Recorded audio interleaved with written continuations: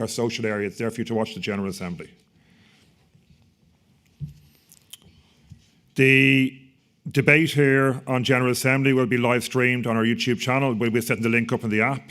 Speaking of the app, I want to pay particular tribute actually to our head of IT, Max Grogan, who redid our website and resolution system from scratch.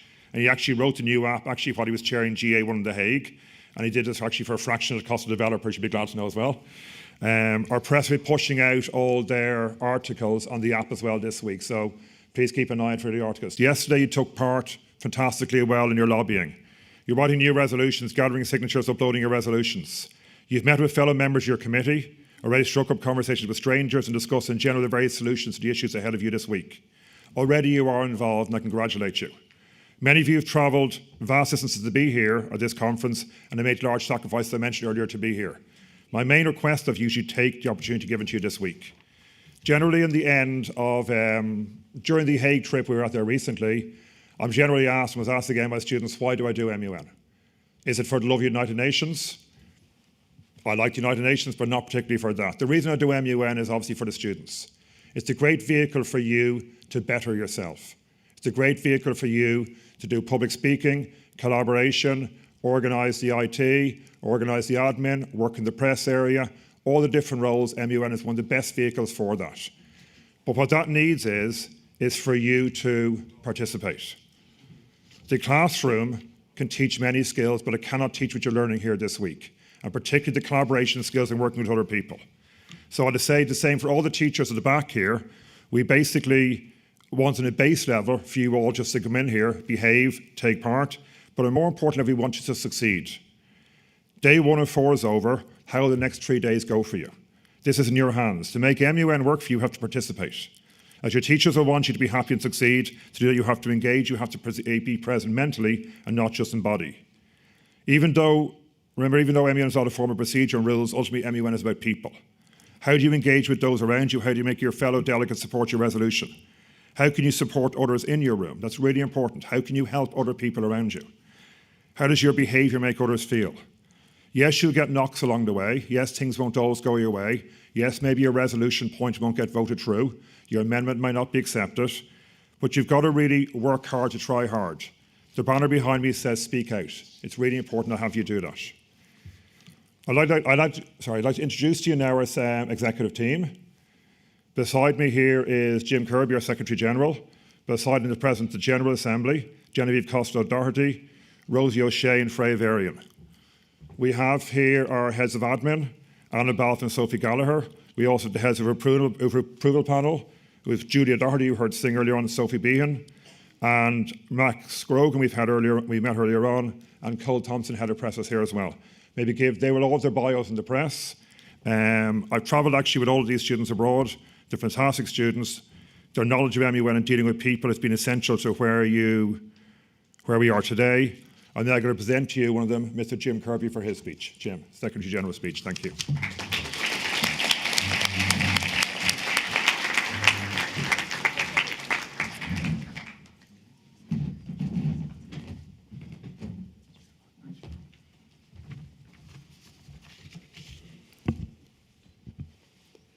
Presidents of the General Assembly, honourable chairs, distinguished delegates, and esteemed guests. I would like to start by welcoming you all to the 37th Annual St. Andrews International Mile United Nations. My name is Jim Kirby and I am Secretary General of this year's conference. I am standing before you all today in a time of what can only be described as great global uncertainty. At the recent World Economic Forum in Davos, Switzerland, Mark Carney, the Canadian Prime Minister, talked about a rupture in the world order, the end of a pleasant fiction and the beginning of a harsh reality. Whether Mark Carney is a man you agree with or not, it is becoming increasingly difficult to ignore the facts. Global peace is at its lowest levels since the inception of the Peace Index in 2008. Political landscapes are becoming ever more polarized. And yes, the international rules-based order is in, at the very least, a period of transition, if not quite the process of being ruptured. When sitting down to write this speech, I became very aware, very quickly, of how easy it is to become overwhelmed by all of this. I went away, I gave it some thought, and I returned with a question. Are we at the crest of a wave, or are we at the edge of a cliff? And bear with me, by that I mean, is this part of a cycle, the gradual ebb and flow of global stability through which we always seem to persevere? Or are we really facing the end of the world as we know it? This question is admittedly quite profound, and not something that I am in a position to answer, which frustratingly brings me back to my first point of uncertainty. Uncertainty has never been something that I have found easy to accept. However, as I've gotten older, it has become more apparent that it's simply an unavoidable part of life. While the near future of geopolitics is decidedly uncertain, I want to share with you a few certainties that have helped me come to terms with it all. I am certain that regardless of the short-term outcomes, it is us who will face the consequences. I am certain that it is us who will shape the future of the world, which we all have to share, and I am certain that the skills you will gain or hone over the following days will help you to do exactly that. When I look out across this room, I don't just see students, I see future policymakers, lobbyists, leaders. What I am certain of is that we are the future. This is a message that has echoed through this hall many times before, yet I do not believe that it has ever been quite as important as it is now. We must not let ourselves forget that regardless of Mark Carney's harsh reality, it is us who will shortly be taking charge. Some will find this alarming, others inspiring, but more than anything, I think that it excites me. It excites me to know that I am part of a group of people, part of a generation who have the opportunity to steer our futures in the right direction. It excites me to know that it starts now. Over the next 3 days, you will all have the opportunity to stand up in front of your peers, to share your ideas, and most importantly, to be heard, something which I think is all too rare in our modern societies. I would encourage you all to embrace this opportunity, to think not of yourselves, but of the experience you will gain, the lessons you will learn, and how someday you might use them to make the world a better place for us all. Only 3 years ago today, I was sitting in this hall, embarking on the first step of my journey through Model United Nations, and frankly, I envy those who are in that position today. I will tell you this, do not let the current state of global affairs and the sea of uncertainty in which it sails dishearten you. Instead, let it motivate you to be better, to make a change, and as our sign so aptly says, to speak out. Thank you.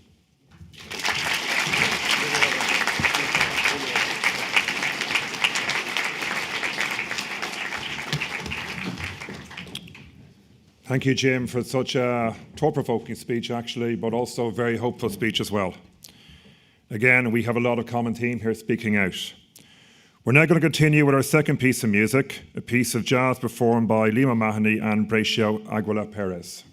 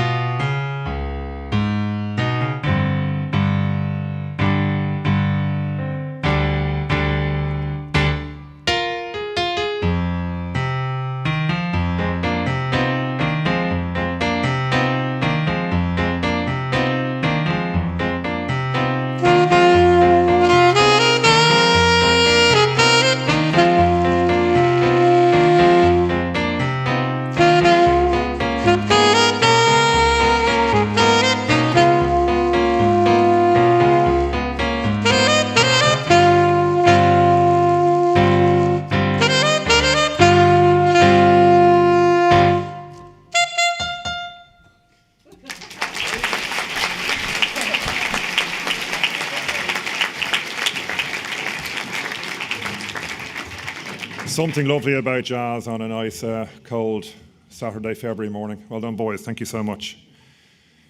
Today we have someone joining us who has literally reported on world leaders and now spends her time coaching them on how to communicate better. Gina London's an Emmy Award-winning journalist and former CNN anchor and White House correspondent. So if you're feeling nervous about representing your country today, imagine doing it live on international television. Gina now lives full-time here in Ireland and works with senior executives and government officials across more than 50 countries, helping them speak with clarity and impact. And here's my favourite part. Gina's also a very proud mom of St Andrews student Lulu, who we have here as well, who's taken part in the United Nations Conference herself. As best she can, Gina empathises with you on the pressures you may have been feeling and is here to make you feel more confident and even have some fun. Please join me in giving a big welcome to Miss Gina London.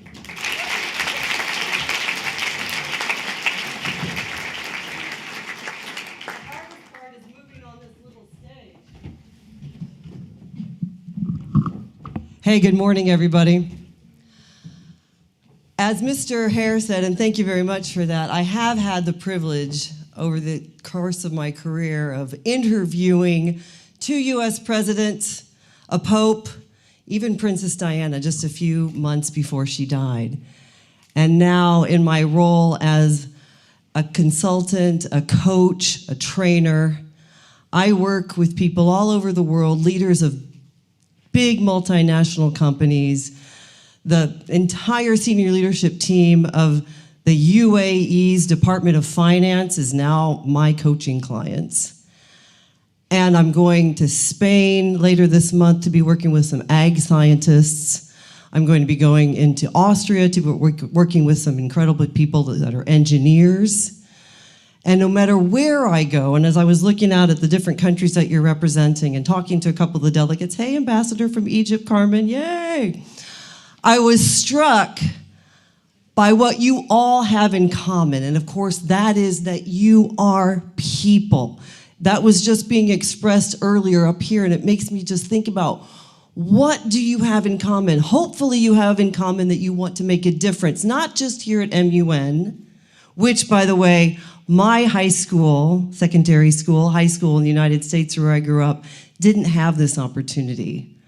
And I remember as a kid thinking, hearing about it, thinking how cool it was that big schools had this type of conference. And the opportunity for you to not just hang out with the people that you came with, but get to meet other delegates, have conversations, forge relationships. That's what this whole thing is all about. Yes, you can formally make your resolutions and you can do your lobbying to build support, which is also important, but I hope you're also really focusing on the relationships that you can build. Because in the work that I do now, no matter what country they're from, the thing they have in common, these people, is they want to find ways to be more connecting, to be more positively influencing. And I was thinking, what am I going to share with you that's going to help you along your journey? And I'm hopeful that it can be some of these small tools that I share with my own clients. Big executives, like I mentioned, great at their technical skills, but they still feel uncomfortable or lack confidence when it comes to formally presenting, or giving a town hall, or having a one-on-one meeting, or speaking up in a big boardroom where they might not be the most extroverted in the room. So I want to take you back for just a second to who I mentioned, my small school that I grew up in, who I am, because every one of you came from somewhere. You've come from somewhere, you were born somewhere, you have your family dynamic.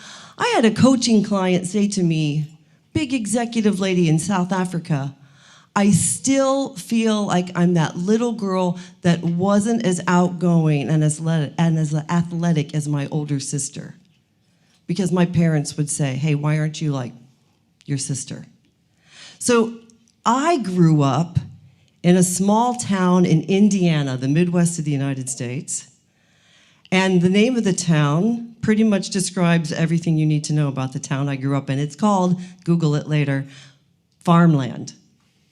That's the name of the town. So you can just imagine, in like, I don't know, the 1800s, some surveyor goes around and these two guys are standing out. What do you want to call this? Well, we got a lot of farmland. Okay, great. That's the name of the town. It really has no stoplight to this day. Population about 1,235. The tallest building, as I was saying to Sam, when I was a kid was and still is the grain elevator. And that is not to make any disparaging comments around the agriculture sector at all, but as a little kid, I knew growing up, I was really interested in journalism and would read everything I could get my hands on because I saw journalism as a way for me to get out of farmland. But I learned some great values as I was there about what it means to support one another, what it means to be caring, what it means to make an effort. Because when I was 11 years old, my dad, who had been a pilot for a small company, for the president of that company, died in a car crash died in a plane crash, rather, 2 weeks before Christmas when I was 11 years old. And at that time, my mom was a stay-at-home mom. I had two little siblings, a brother and a sister, and everybody in that town, I don't think we cooked a meal for 2 months because they came with a covered dish or a casserole to help our family. And now, when I work with leaders around the world, I'm reminding them of the research that shows a leader of most lasting positive impact is one that has a balance of the credibility, the authority, the knowledge of whatever the topic is, which I'm sure you're focusing on for this conference, and also the compassion, the warmth, the integrity, the loyalty that they can inspire. And you have heard from Jim, who did a great job talking about the climate that you're in today, where you will see leaders who are corrupt, who are transactional, who are not trustworthy. And I'm going to challenge all of you right now as the leaders today in this conference and tomorrow in the future to not go that route. You have a choice. And to make the decisions to mark your values with how you choose to show up is something that I hope you get excited about, because I'm still working with leaders who are decades older than you to say, I don't know how this feels to look like I care, or to listen more intently, or to ask questions of curiosity. So here are some quick tools I'm going to give you to help you power up the communications element, because everything is a communications event. The times that people say to me, oh, I don't feel comfortable speaking at a podium, or I don't feel comfortable public speaking, I like to remind them that you're never not communicating, so why not use the low stakes times as times when you can start to power up what that feels like. It's just like, I know Braccio and what was your name who played? Liam? So I know Liam and Braccio and Rose play instruments. Who else plays an instrument? Raise your hand. I'm not going to call on you. Don't worry. Okay, cool. If you play an instrument, you didn't get there by just reading a book or watching something on YouTube. You actually had to work with the muscle memory to get more dexterous with the instrument, right? So the same thing with how you exude your communications. It comes from practice. So how many of you are going to give a resolution today, or are going to hope that you will? Just raise your hand. Generally, you've prepared one, something like that. Okay, now, same question for those people. How many of you have practiced saying it out loud? How many of you just read it to yourself and thought, that's going to be good? Okay, fair. Appreciate the honesty. I'm not making anybody feel embarrassed. The number of times that I have execs or big leaders say, I've got a presentation, and the first time I'm going to give it is when I'm on that stage, or when I'm before all those employees, or before those other constituents. Practicing out loud is how you're going to get more comfortable speaking. So you go to the coffee shop at a break. You go to the barista and you say, I'm going to order my vanilla matcha latte. Thank you, Lulu. And if you haven't practiced that out loud, You might mumble it, or you might slur it, or you might not even think that that's an opportunity. So I'm here to tell you that everything is a communications opportunity.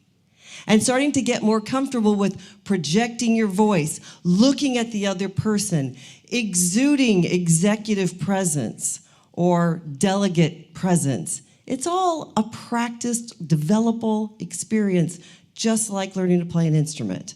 So just for fun, real quick, turn to your neighbor, don't do it yet, and say to them, "Good morning, I'm looking forward to today." That's all. Say your name, obviously. 1, 2, 3, go.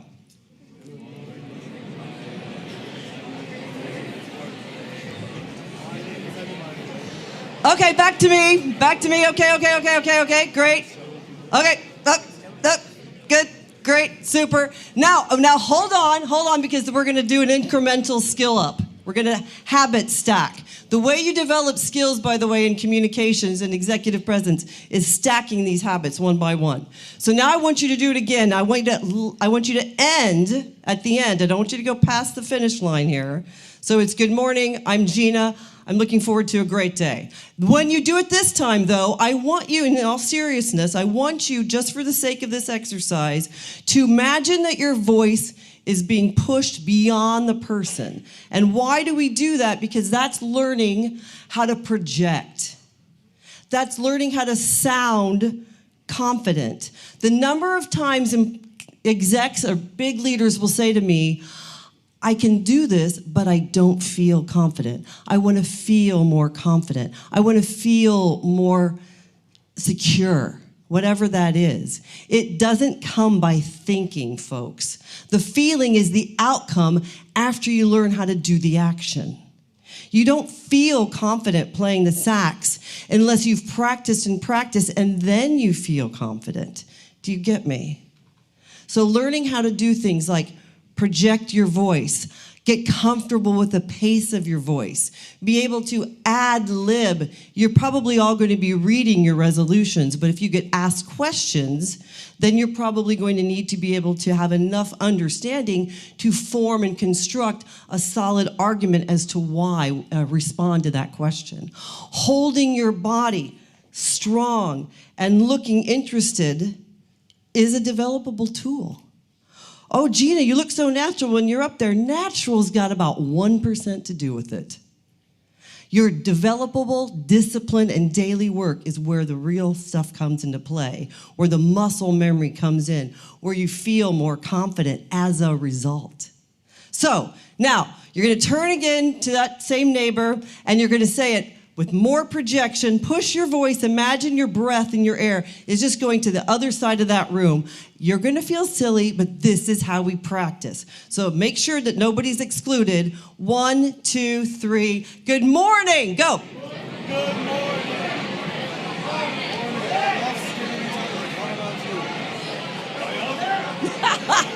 Okay, great. All right, folks. Give yourselves a round of applause.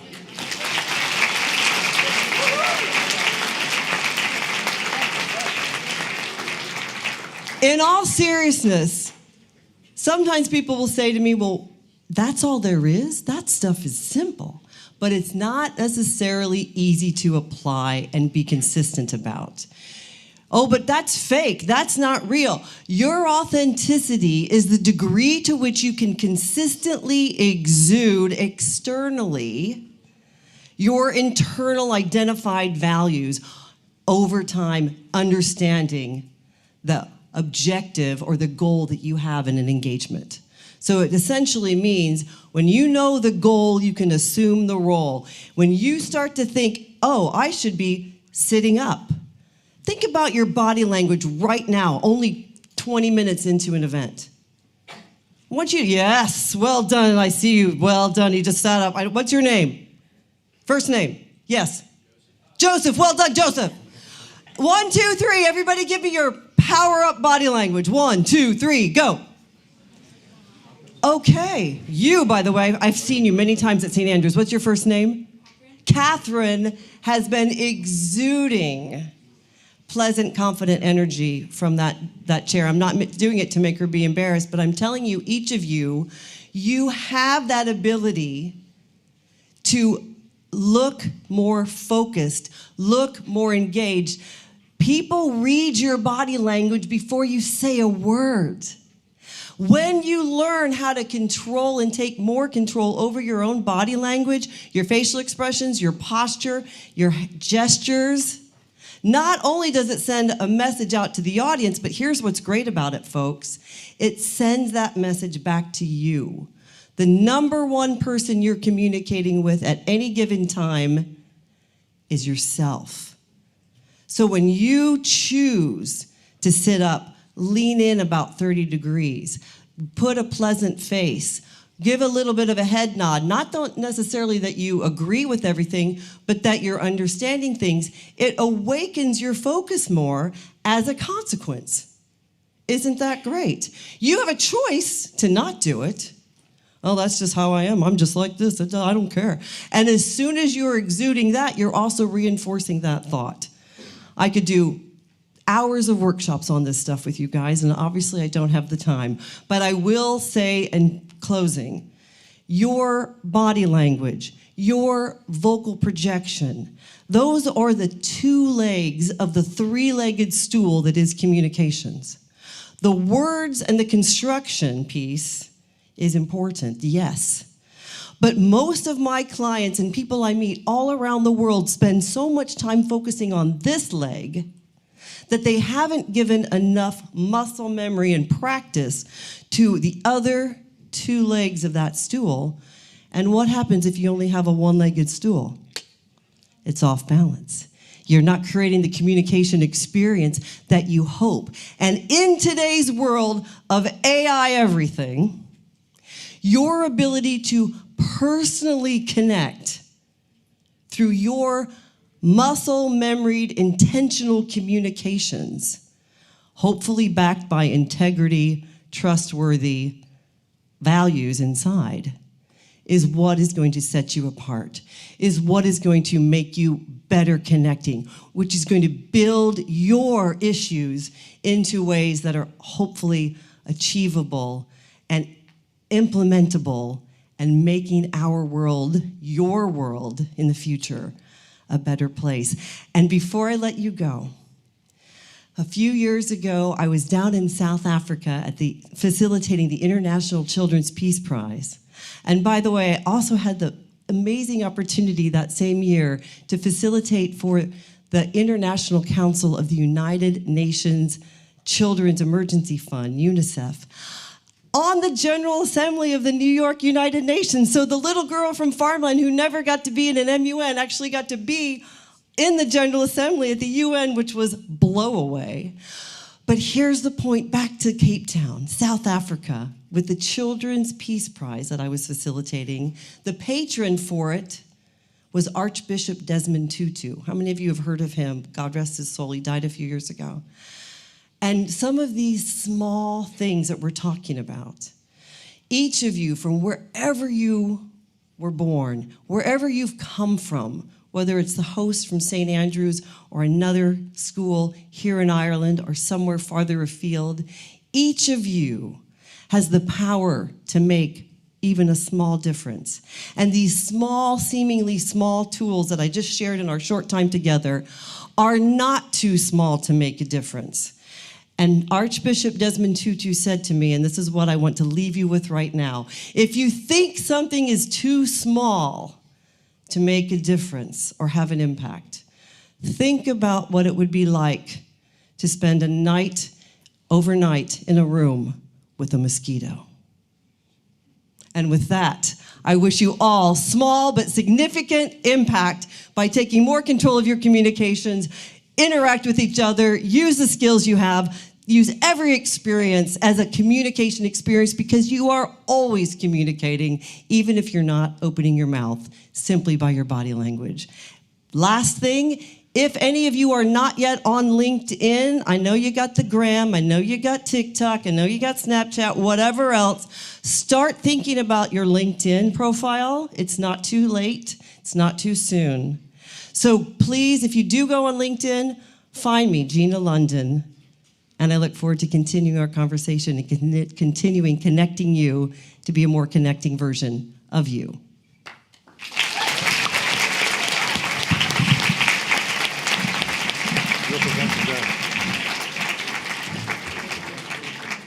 Gina, thank you so much. Exactly what I was hoping for, even more than I was hoping for. Interaction, amazing. I think it's a great opening speech, our great guest speaker there. Thank you so much for this. And actually, to recognise your, just for token of appreciation, acknowledging your time on Valentine's Day, I'm actually going to ask your daughter Lulu, who's going to bring over our gifts here for yourself now. Thank you. Aw.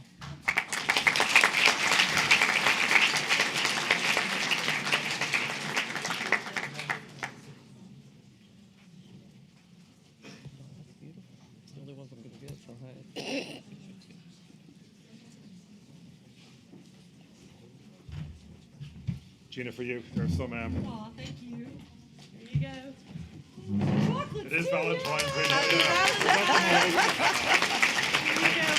Day. Thank you. Should I stay or should I go? The first 7 speeches, okay. You're going to stay for the first 7. Okay, There we go. sure. Yeah, thanks. And also, I'd like to ask our Secretary General to present to the Chair of the Board of Governors a token on our behalf as well. Jim, to present to Sam. Thank you very much.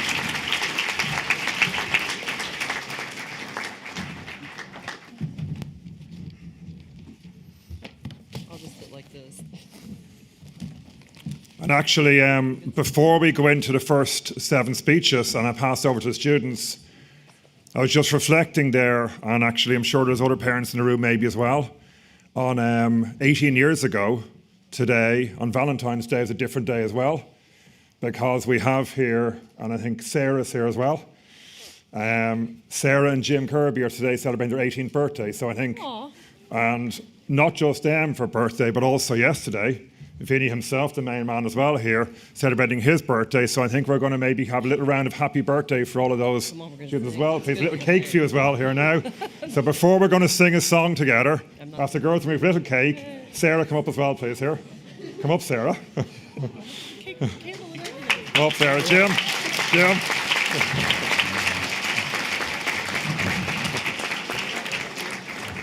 Yeah, come on, Liam. This is part of the own plan. We got these yesterday, so here you are.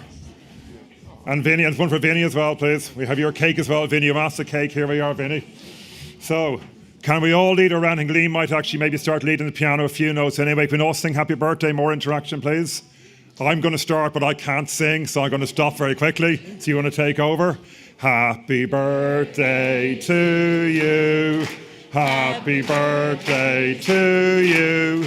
Happy birthday, dear Jim, Sarah, Vinny. Yeah, happy birthday to you. Whoa! Okay, so cake over there. Thank you. Thank you so much. You can leave the cake to the side there. Sarah will mind the cake for you. You can take that, Sarah. So I'm now going to pass over to the student officers who are going to officially declare the conference open. And then we're going to call on the first 7 speakers. I think the first one's been told already who they are, so maybe they share with their neighbours, so they know they're coming up very soon. So again, thank you very much for a wonderful opening ceremony. To our guest speakers and musicians, maybe one last round of applause for all of them.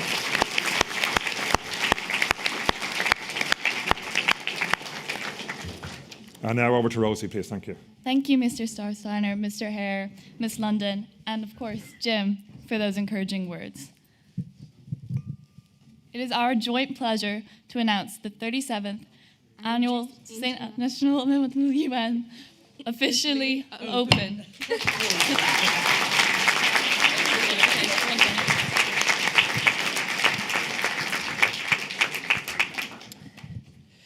The first speech today will be made by the United Kingdom, United States of America, Venezuela, Vietnam, Yemen, Zambia, and Zimbabwe.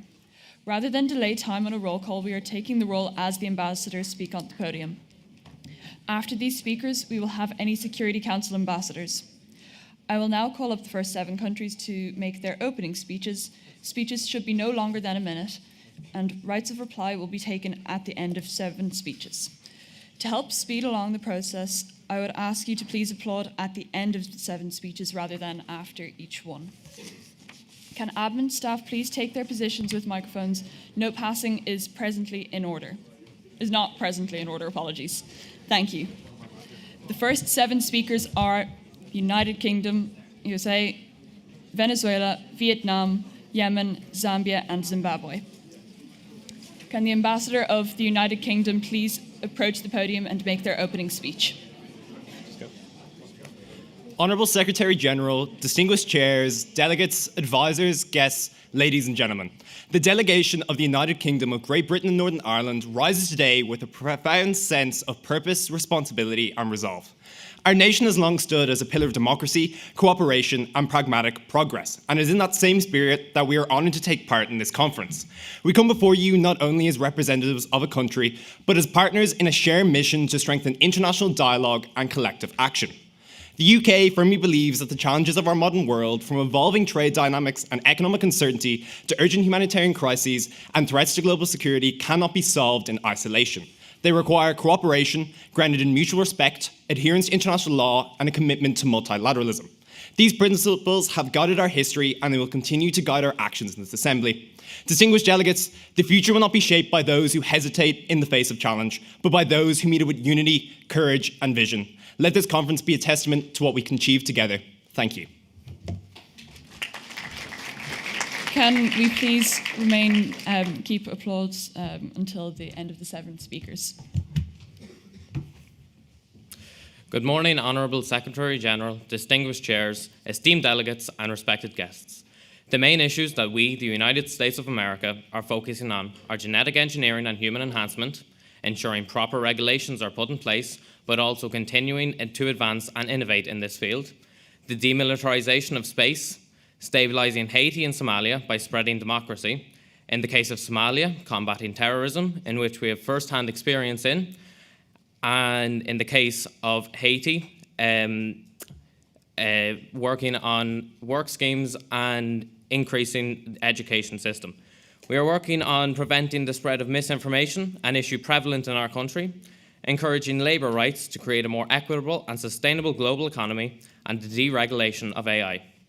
We look forward to working with other member states on these topics. Thank you. I yield the rest of my remaining time to the chair. Thank you. Thank you. Can the delegate of Venezuela approach the podium?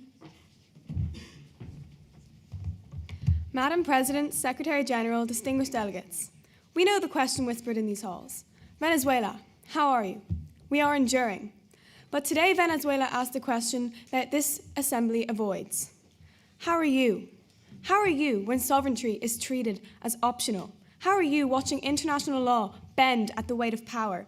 How are you, distinguished delegates, when ships carrying our lawful exports are seized and harassed as though commerce itself were a crime? How are you when unilateral sanctions are enforced like blockades, without mandate, without consent, without justice? You speak of a rules-based order, so we ask again. How are you when the rules apply only to the weak, yet without seeing, acquiescence weakens you all? And the one who breaks our valued rules is not an outsider, but the guest we all seem eager to invite. The guest given the best seat at our table, even as they overturn the table itself. But too many avert their eyes, hoping that silence will protect them. But it has been said that evil succeeds when good people say nothing. Distinguished delegates, is this what this hall has become? Venezuela does not ask for pity. We ask for principle, reaffirm the UN Charter, defend sovereignty, reject economic warfare disguised as diplomacy. Because the question is not only how Venezuela is, the question is, how are you when the foundations of this assembly begin to crack? Thank you. Can the delegate of Yemen please begin their opening speech?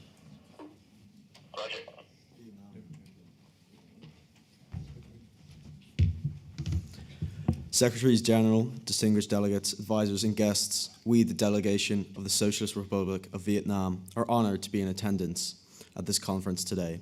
Vietnam is a resilient, forward-looking nation that firmly believes in the power of multilateralism, international cooperation, and respect for international law, principles that are essential to maintaining a stable and peaceful global order. Vietnam recognizes that today's global challenges, from security risks associated with emerging technologies to widening economic demand and environmental disparities, and the demand for cooperation and forward-thinking solutions. Vietnam looks forward to working with all delegations to strengthen partnerships and foster a more peaceful, resilient, and inclusive international community. Thank you. Thank you, Delegate. Can the delegate of Zambia please approach the podium?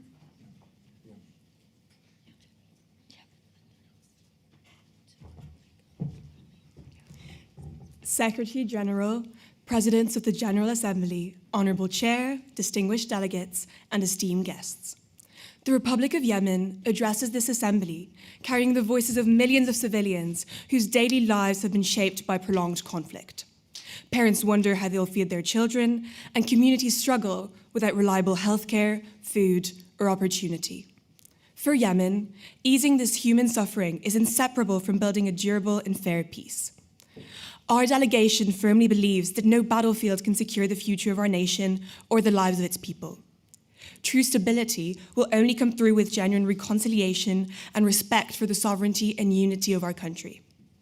At this critical hour, Yemen urges the international community to increase humanitarian access and support long-term recovery, so our people can rebuild their homes, restore their livelihoods, and face the future with hope instead of fear. With these convictions, Yemen stands ready for constructive cooperation and is looking forward to collaborating with you all here today. Thank you.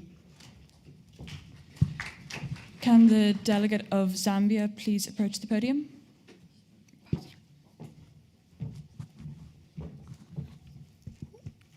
Honourable Chair, distinguished delegates and esteemed guests, good morning. Zambia is a small country in southern Africa and is known for pioneering the walking safari.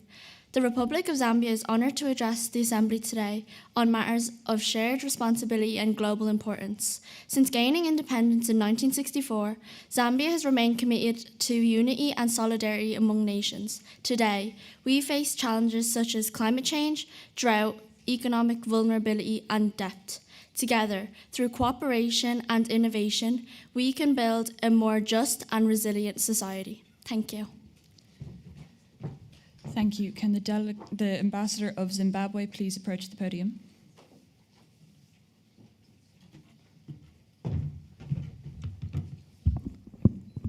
Honourable Chairs, distinguished delegates, every minute a child dies from malaria. A preventable disease is snuffing futures before they even begin.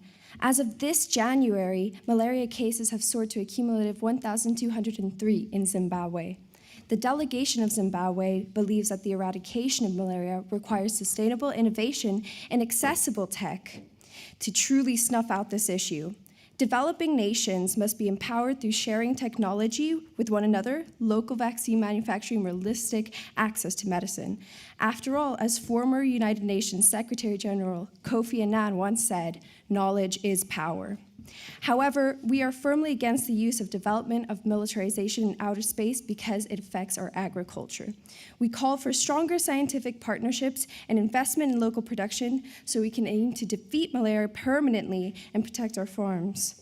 We wish this conference a fruitful debate in the spirit of cooperation. Thank you. Thank you, Delegate. Can all delegates wishing to make a right of reply please raise their placards? China and France, you have been recognized.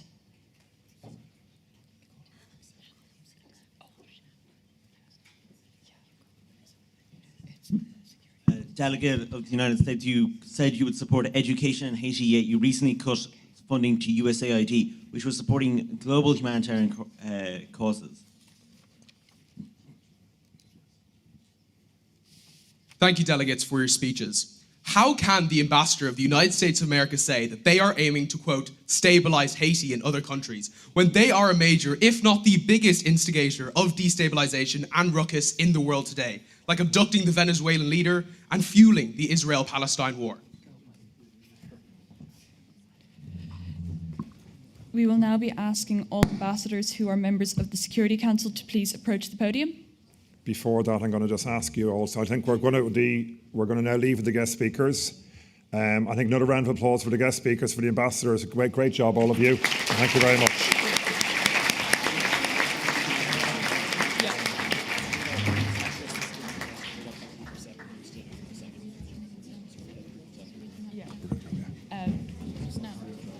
So Bahrain, China, Greece, Liberia, Somalia, Algeria, Argentina.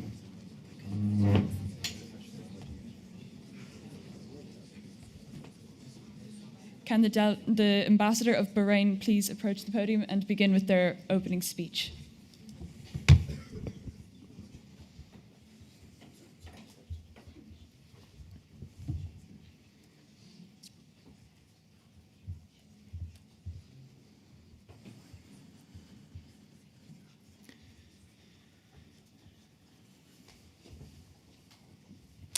Secretary General, Presidents of the General Assembly, distinguished delegates and guests. The Kingdom of Bahrain is honoured to stand before this Assembly today. As a nation located in the heart of the Arabian Gulf, Bahrain recognises the importance of communication to achieve regional stability, international cooperation and collective security. We are particularly interested in addressing the situation in Somalia, which threatens maritime trade that we as an island nation depend so heavily on. We support efforts to strengthen Somali institutions, enhance maritime security and counter terrorism. The issue of water security is critical to us. Listed among the top 10 countries most likely to suffer from water crisis in the next 25 years by the World Resource Institute, we emphasise the importance of developing robust water purification systems to ensure access to safe water for all. Finally, we advocate for international cooperation on global trade, emphasising that open, resilient and fair trading systems are vital for economic growth and sustainable development. We look forward to collaborating over the following days with all of you to bring about effective and robust solutions to the pressing issues at hand. Thank you. Thank you. Can the Ambassador of China please approach the podium and make their opening speech? Delegates, we the delegation of the People's Republic of China are proud to be participating in this year's Saimun. Over the coming days, we aim to participate and promote fruitful debate with the aim of reaching lasting solutions. We take key interest in the committees of Security Council, the Commission on Science and Technology for Development, SPECPOL and Ecology and Environment. In Security Council, we want to focus on defending national sovereignty and enhancing counter-terrorism measures in relation to both the Sahel and Somalia. In CSTD, we aim to support the development of water purification systems in LEDCs, as we've previously taken multiple steps to improve vital infrastructure in LEDCs and MEDCs through the Belt and Road Initiative. While in SPECPO, we seek to promote a Haitian-led democratic process to bring stability through supporting and enhancing the MSS.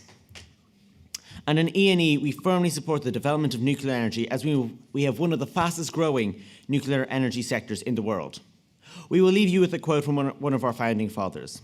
Let 100 flowers bloom and let 100 schools of thought contend. We look forward to collaboration and cooperation in the following days. Thank you. Thank you, Delegate. Can the Ambassador of Greece please approach the podium and make their opening speech?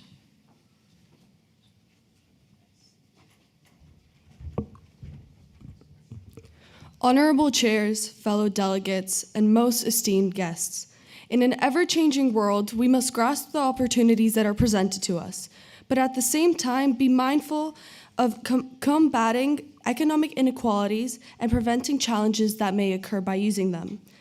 The growing use of social media platforms should be embraced as it explores the freedom of speech. However, at the same time should be regulated to prevent misinformation spreading. Along with social media, artificial intelligence has seen significant growth in usage, but we must also ensure that we have enough resource security for all people. However, it is important to address that these resources can bring positives and beneficial methods to our lives in sectors like recycling. Overall, Greece is excited to engage in fruitful debate and promote solutions that will positively change our world. Thank you. Thank you, Delegate. Can the Ambassador of Liberia please approach the podium and make their opening speech? Fellow delegates, honorable chairs, and esteemed guests, the Republic of Liberia believes that today's global challenges, making every single one of us concerned, from armed conflict and insecurity to technological risks and humanitarian crisis. As a country that has experienced conflict and rebuilding, we understand how fragile peace can be and how important international support is in maintaining stability and protecting human dignity. Countries recovering from conflict need support not only to stop violence, but also to rebuild institutions, protect human rights, and create opportunities for their people. Yet, new risks such as misinformation, emerging technologies, and environmental pressures are increasing global insecurity and must be addressed collectively. We stand ready to work constructively with all member states to promote stability, protect communities, and support realistic long-term solutions for every issue that will be discussed. Thank you. Thank you. Can the ambassador of Somalia please approach the podium and make their opening speech? Madam President, Honorable Chair, distinguished delegates, the delegation of Somalia is honored to address the General Assembly. Since the collapse of President Mohamed Siad Barre's regime in January 1991, our nation has endured profound trials, emerging from statelessness to rebuild under a federal government established in 2012. Guided by the principles of sovereignty, resilience, and collective security authorized in the UN Charter, Somalia stands firmly against political fragmentation and extremism.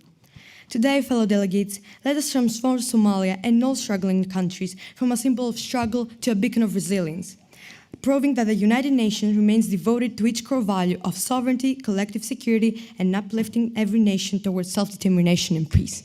Thank you. We yield the floor to the presidency. Thank you, Delegate. Please refrain from applause until the end of the 7 speakers. Can the ambassador of Algeria please approach the podium and make their opening speech?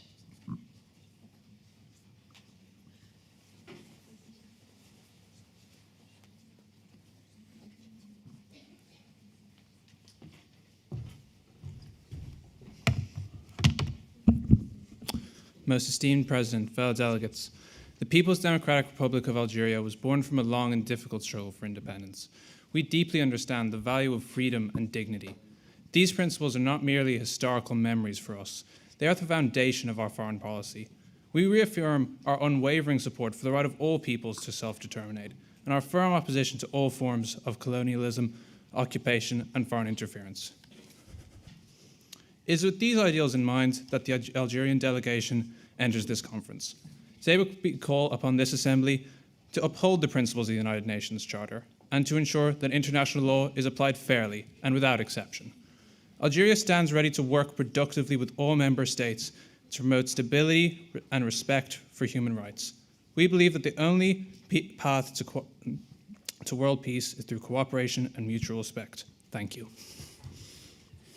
Thank you, Delegate. Can the ambassador of Argentina please approach the podium and make their opening speech?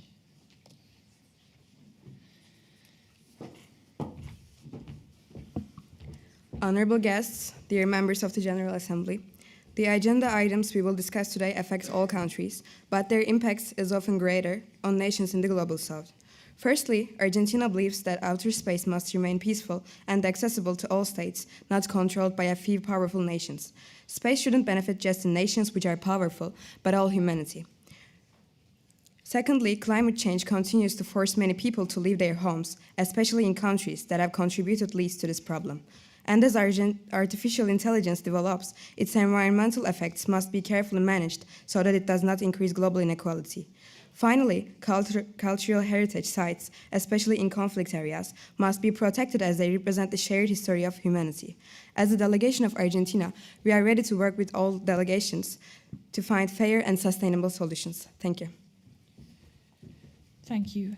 Can the ambassadors of Australia, Austria, Belarus, Belgium, Belize, Botswana, and Brazil please approach the podium? And we will now be entertaining 2 rights of reply.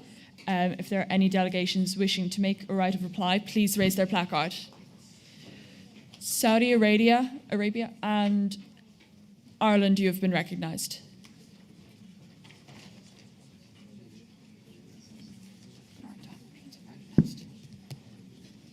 The delegation of China spoke of aiding sovereignty despite their historical and current suppression of autonomous regions such as Tibet.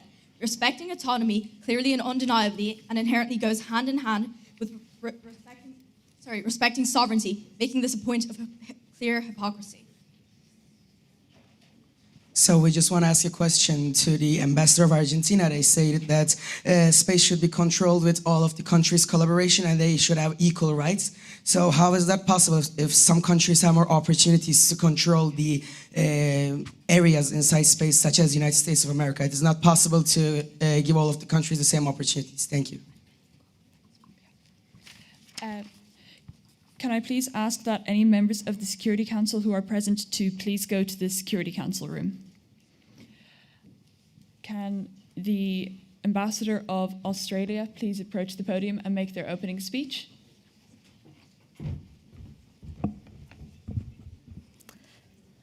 Honourable Secretaries General, President of the General Assembly, fellow delegates and esteemed guests, as the Ambassador of Australia, we stand before you not just as a country, but as a continent committed to peace, believing in diplomatic resolution of conflicts and offering our support to conflict zones, providing humanitarian aid and peacekeepers as required, while also addressing the pressing issues of climate change, as we are home to the largest living ecosystem in the world, the Great Barrier Reef, which is under serious threat due to said climate change.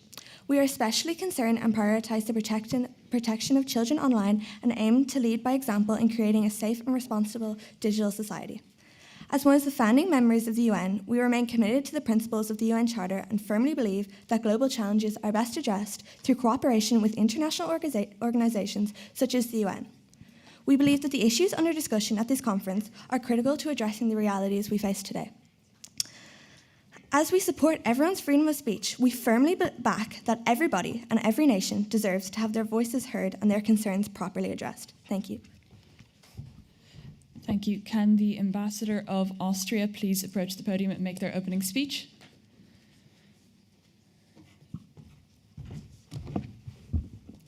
Honourable Chair, esteemed delegates, we live in a world where conflict continues to threaten peace and human dignity. Many nations are touched by instability, inequality, and insecurity. As a neutral country, Austria calls for dialogue, mutual respect, and international cooperation that focuses on preventing conflict, protecting civilians, and supporting sustainable development. Austrian diplomacy encourages nations to reduce dependence on armed forces and instead strengthen dialogue and cooperation. Lasting peace between nations and society cannot exist where poverty, inequality, and lack of opportunities remain unaddressed. Austria believes that economic growth, better access to education and healthcare, and a balanced development are necessary to create long-term stability. While also, this nation strongly believes self-determination and the right of all people to determine their own political future. Austria believes that true security cannot be achieved through force alone. Thank you. Please refrain from applause. Can the Ambassador of Belarus please approach the podium and make their opening speech? Honourable Chair, distinguished delegates, and esteemed guests, the delegation of Belarus is truly honoured and sincerely delighted to participate in this conference. In a world facing growing uncertainty, Belarus strongly believes that cooperation through the United Nations remain one of humanity's greatest tools for preserving peace and security. Belarus is particularly concerned with the question of non-state actors acquiring weapons of mass destruction. The thought that terrorist groups or other unauthorized actors could gain access to nuclear, chemical, or biological weapons is deeply alarming. Such a scenario would not only threaten individual states, but could endanger entire regions and generations. This is not a political or a security issue, it's a global one. We are the ones who have to take action and make a difference. If we don't take action now, then when will we? As a country committed to stability and responsible international engagement, Belarus supports global efforts to prevent proliferation and strengthen international trust. We look forward to honest dialogue, mutual understanding, and meaningful cooperation with all member states. Thank you. Thank you. Can the Ambassador of Belgium please approach the podium and make their opening speech?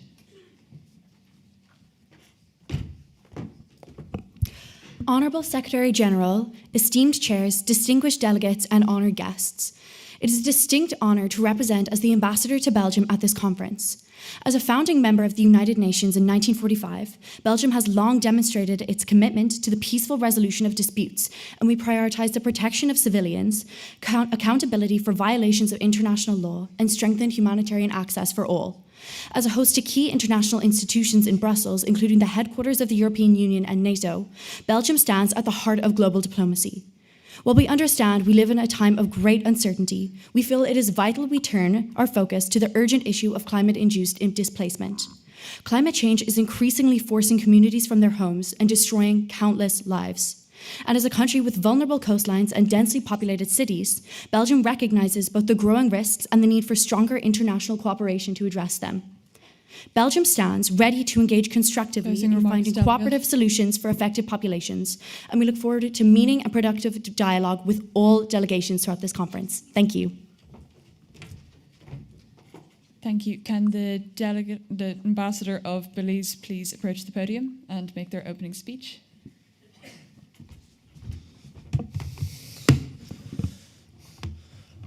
Honourable Secretary Generals, esteemed Presidents of the General Assembly, distinguished delegates and respected guests, Belize faces urgent challenges such as hurricanes, coastal erosion and coral bleaching that threaten our economy, infrastructure and livelihoods. We also have gang violence, especially among urban youth, which limits opportunity and destabilises communities. Our healthcare system is under strain, leaving us vulnerable during disasters and public health crises. We believe in the question of adaptation of alternative sustainable energy generation sourced in LEDCs can lead to sustainable solutions that can tackle multiple problems at once. Belize strongly supports the adaptation of alternative sustainable energy in LEDCs. Renewable energy creates green jobs, giving youth alternatives to gang involvement. It improves electricity access for schools and hospitals, strengthens disaster resilience, relieves hospitals from strain, and protects our environment, including the Belize Barrier Reef, the backbone of our tourism and fisheries. For Belize, other vulnerable nations, sustainable energy is not just climate policies, it is social stability, public health, and national resilience. Thank you. Thank you. Can the ambassador of Botswana please approach the podium and make their opening speech?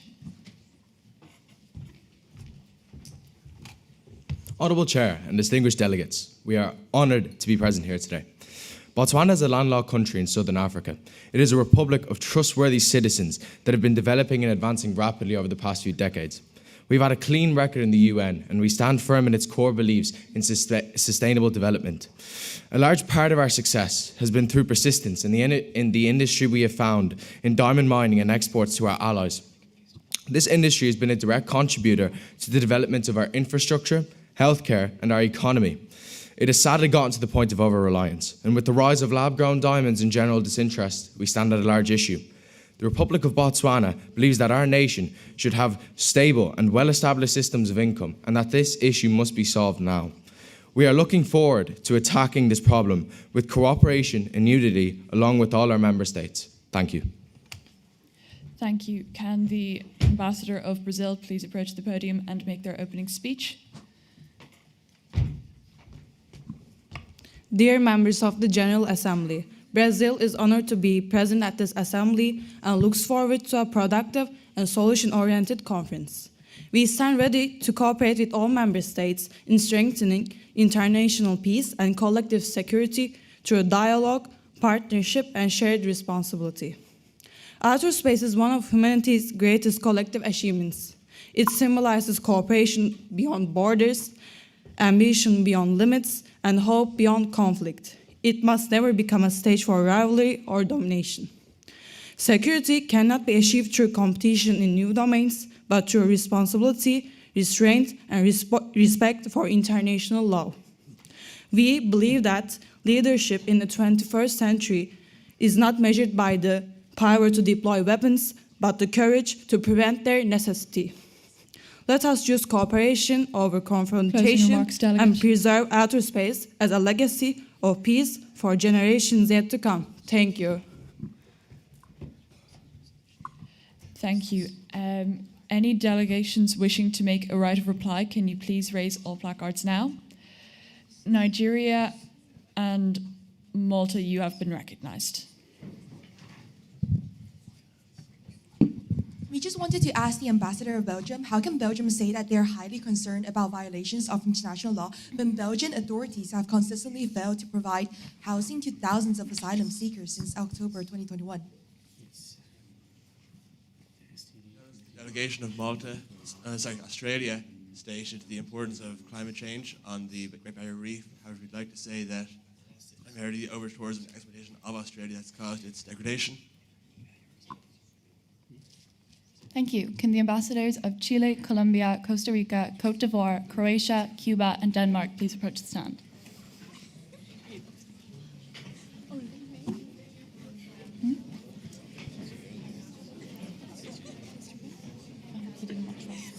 Operative clause beginning.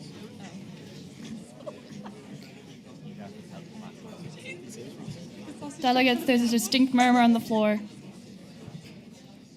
Can the ambassador of Chile please approach the stand and make their opening speech? Dear members of the General Assembly, as the Chilean Republic, a sovereign country with a semi-neutral stance of world affairs, maintaining stability in the globe is of utmost importance in our United Nations agenda. Unfortunately, with tensions growing, it has become ever so slightly harder, and the world has consequently started to rearm itself with weapons. Weapons that are autonomous. We strongly condemn and have condemned in the past all the countries that have started to rearm such technology with no regulations in place. We have almost with full consistency pushed for an internationally binding treaty against this type of threat, since human rights and ethics are violated in almost every occasion. We, as the United Nations, must ensure the ethical use of AI in general and autonomous weaponry in particular. So, my fellow delegates, will you stay idle while a machine decides who dies or who lives? Thank you for your time. Thank you for your attention. Can the Ambassador of Colombia please approach the stand and make their opening speech?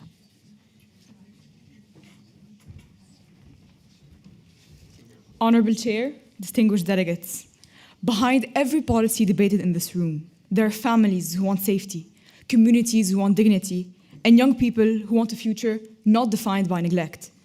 Colombia speaks today not only as a state, but as a society that has learned that peace is built when human lives are placed at the center of decisions, including indigenous people, refugees, women, and children.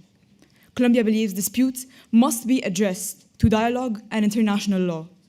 This nation supports UN-guided processes that protect rights and recognizes how global inequality and unequal development undermine stability. Peace depends on care for the environment, ending illegal extraction and deforestation amid climate change. For this, Colombia supports evidence-based monitoring to guide action. This is why Colombia is here to work with all delegations for negotiated solutions that replace force with cooperation and offer affected communities a clearer future. Thank you. Can the Ambassador of Costa Rica please approach the stand?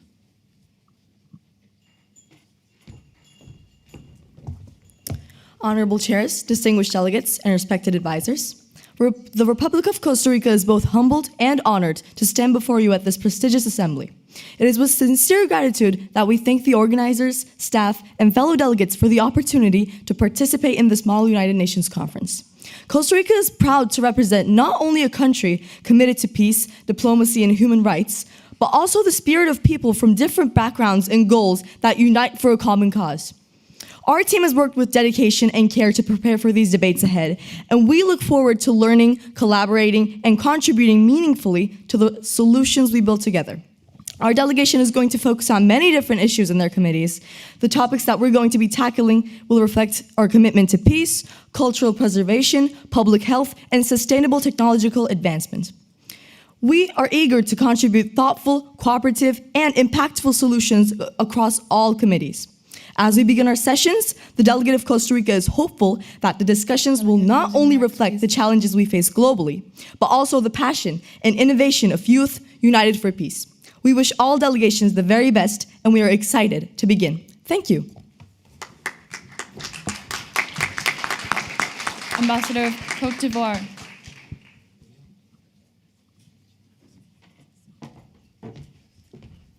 Honorable chairs and esteemed delegates, we stand before you representing a Côte d'Ivoire that is no longer just rising, but is a locomotive of West African growth. This has led us to actively support modernizing the agricultural industry and an industrial-based economy as a clear pathway to move forward. On the political front, Côte d'Ivoire has been a close collaborator with Western forces and served as a bridge in attempts to counter terrorist activity across the African continent. We, therefore, the delegation of Côte d'Ivoire, invites all members of this noble assembly to likewise become bridges of cooperation and peacekeeping in their respective regions. Isolation is a luxury no nation can afford. We yield the floor to the chairs. Please refrain from applause until the end of all 7 speakers. Ambassador of Croatia.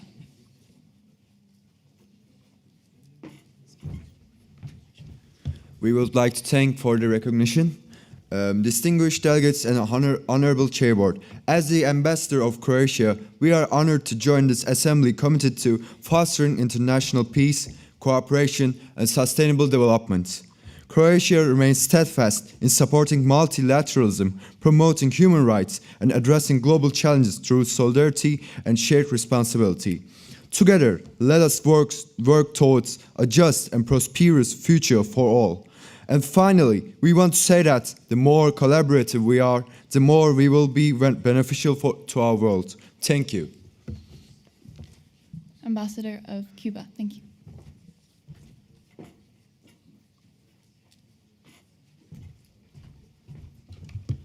Honourable chairs, distinguished delegates, and esteemed guests, the Republic of Cuba realises a shift in the global approach towards international law. We are witnessing powerful nations totally disregard established legal frameworks, such as the UN Charter, in the effort of extending their own influence. Cuba reaffirms its commitment to upholding international law, sovereignty, and diplomacy. At a time when multilateral cooperation and diplomatic norms are increasingly challenged, Cuba stands firm in acting in the interests of peace, stability, and global order. These principles will guide our positions across the various committees in the Assembly. Cuba will not allow itself, nor institutions such as the UN, to be undermined by the unilateral actions of powerful states. We call upon all member states to join us in defending a rules-based international order grounded firmly in international law. Thank you. Thank you. Ambassador of Denmark.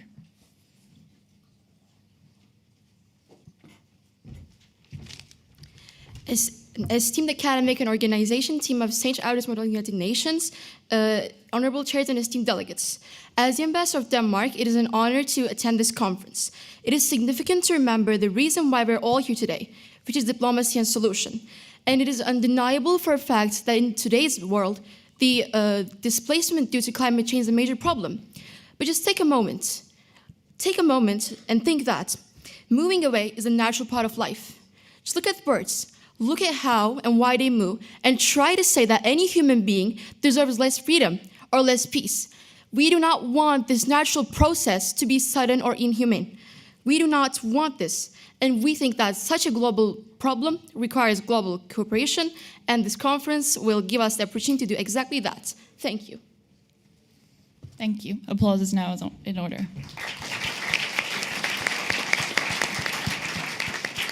The next group will be the Democratic Republic of Congo, Ecuador, Egypt, Eritrea, Estonia, Fiji, and Finland. We will now be entertaining rights to reply. If there are any such points on the floor, please raise your placards now. Belgium and Nigeria, you've been recognized.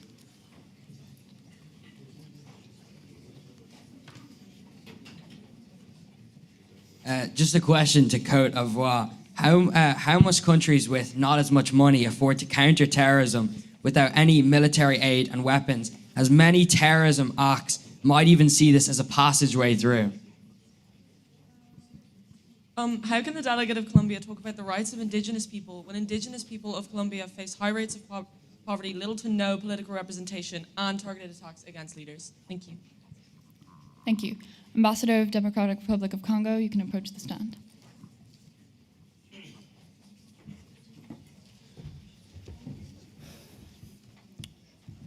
We the peoples of the United Nations, determined to save succeeding generations from the scourge of war. These words are the very first words inscribed into the UN Charter. While the UN has been successful in many areas, it has largely failed to save the planet from armed conflict. Therefore, we must innovate. The Democratic Republic of the Congo, as one of the most war-stricken nations of the 21st century, aspires to exemplify how a nation so destroyed by conflict can become stable and prosperous. But we cannot do it alone. The UN was founded on the ideas of cooperation. Thus, we strongly encourage increased international trade, intergovernmental organizations, and diplomatic solutions.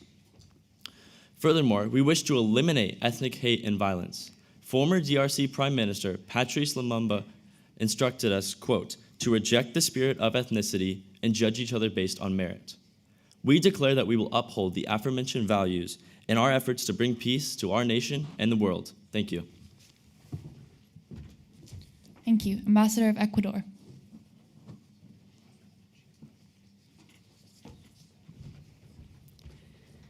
Secretary General, Presidents of the General Assembly, honourable chairs, esteemed guests, and distinguished delegates. Ecuador is a nation of unsurpassed beauty with many diverse ecosystems, small but of strong cultural identity. But today, we stand at a pivotal moment in politics where Ecuador and the world are facing a new political reality. Some may define this pivotal moment as a crisis, but we at Ecuador see it as a defining point, an opportunity, one that calls for the encouragement of international cooperation and the strengthening of multilateral frameworks. We want to ensure that every nation's culture is respected and protected. Truth and transparency remains accessible. To continue to support the economy while remaining committed to fair trade, and most importantly, the protection of fundamental human rights. We want to encourage international cooperation, strengthen pre-existing treaties and resolutions while still respecting state integrity. We call for people to believe in our causes, and we plead that we make a real effort in achieving them for the greater good. Thank you. Ambassador of Egypt.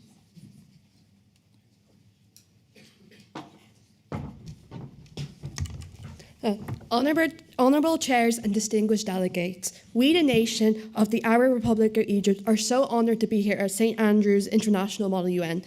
Egypt is a nation that is a key mediator in regional politics, particularly regarding the systematic genocide that is currently happening in Palestine. We believe that justice, dignity, and the protection of civilian life must remain central to international action. The delegation to Egypt calls for African-orientated and African-generated solutions to key challenges facing our continent. We believe that all conflict, development, and government progress comes from within Egypt, these changes being shifted by our culture, people, and our priorities. The delegation to Egypt is looking for fruitful debates on the matters such as climate refugees, space militarization, and the distribution of artifacts. Thank you. Ambassador of Eritrea.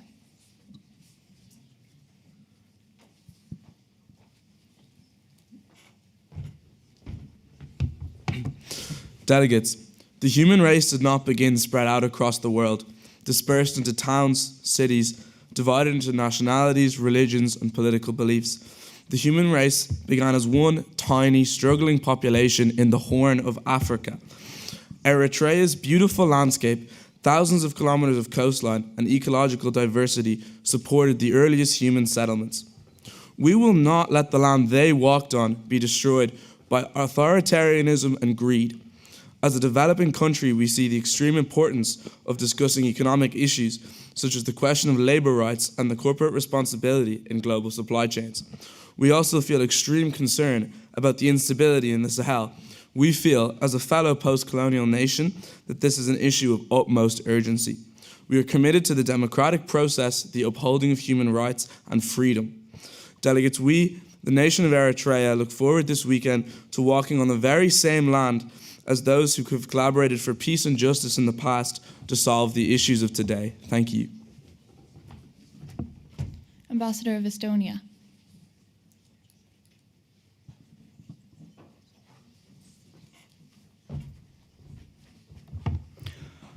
Honourable Secretary-Generals, delegates, esteemed chairs and all guests, we are honoured to be here to represent the delegation of Estonia. Since we left the USSR in 1991, we have joined many different groups, such as the EU and NATO, both in 2004, and have sent many people on numerous peacekeeping missions to places such as the Middle East and Mali for the UN. We speak before you here today to talk about the issues that we face as a society currently, and the ones that are being brought in the committees over the next few days. We can say with a strong certainty that all delegates from Estonia, we will try our hardest and will help to find the best solutions to the issues that are being presented over the next few days. Thank you. Ambassador of Fiji.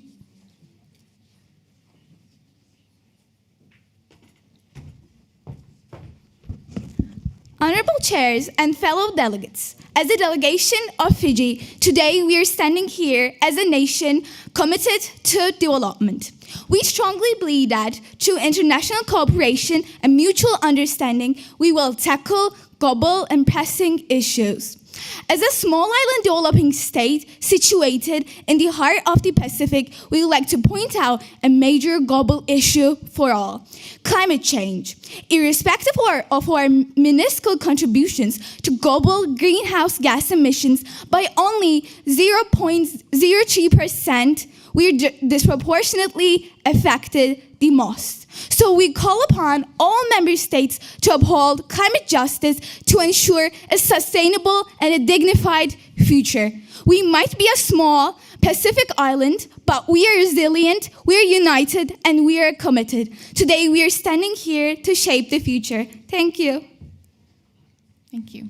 Delegates, there's a distinct murmur on the floor. Please give all speakers the respect they deserve. Ambassador of Finland.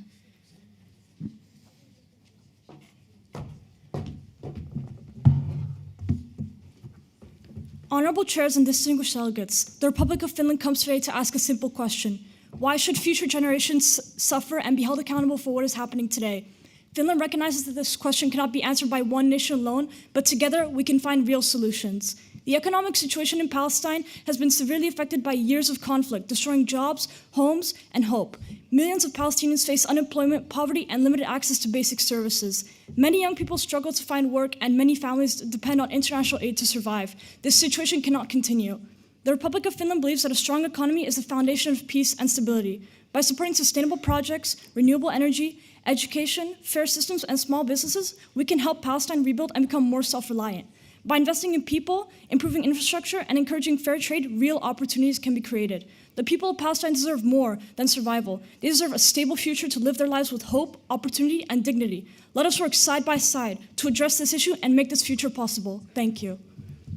Thank you. Applause is now in order.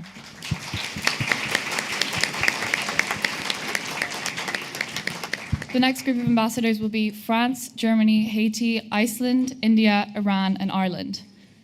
We will now be entertaining rights to reply. If there are any such points on the floor, please raise all placards. Now, United Kingdom and Latvia, you've been recognized.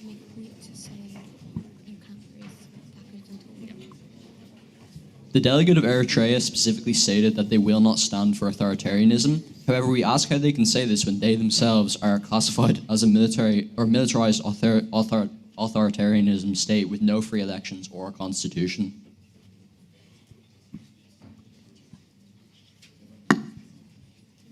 The DRC claims it will uphold the fundamentals of the United Nations. However, they've directly undermined the UN Charter by continuing to try with and supporting the Israeli state, contributing to the death and injury of 50,000 Gazan children. Thank you. Ambassador of France, you may approach the stand.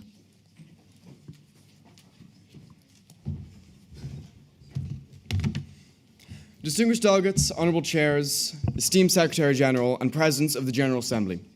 We, the French Republic, are delighted to be here at the 37th Annual St. Andrews International MUN Conference.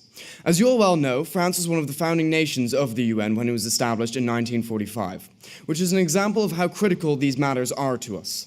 We are and have been known for bringing states together in collaboration in events such as the Paris Agreement.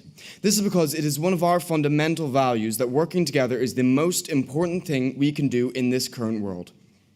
In times where tensions have not been as high in decades and uncertainty is riddled throughout today's modern landscape, it has never been more important to communicate and cooperate in finding solutions to today's problems. And with that, each and every person in our delegation cannot wait to get out there and start working with you. Thank you. Ambassador of Germany.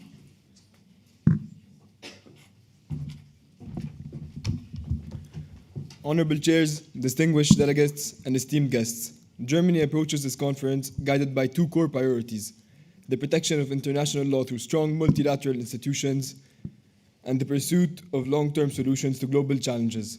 In Germany's view, credibility in international affairs depends not on speed, but on cooperation, implementation, and legality. Germany attaches particular importance to sustainable development, economic resilience, and the responsible governance of emerging technologies, as well as to environmental protection and long-term ecological stability. Germany also remains deeply committed to international cooperation, the principles of self-determination, and collective approaches to peace and security, recognizing that these challenges require coordinated and lawful responses. Throughout this conference, Germany will act as a reliable and solutions-oriented partner, supporting coordinated, lawful, and multilateral approaches. Thank you. Ambassador of Haiti.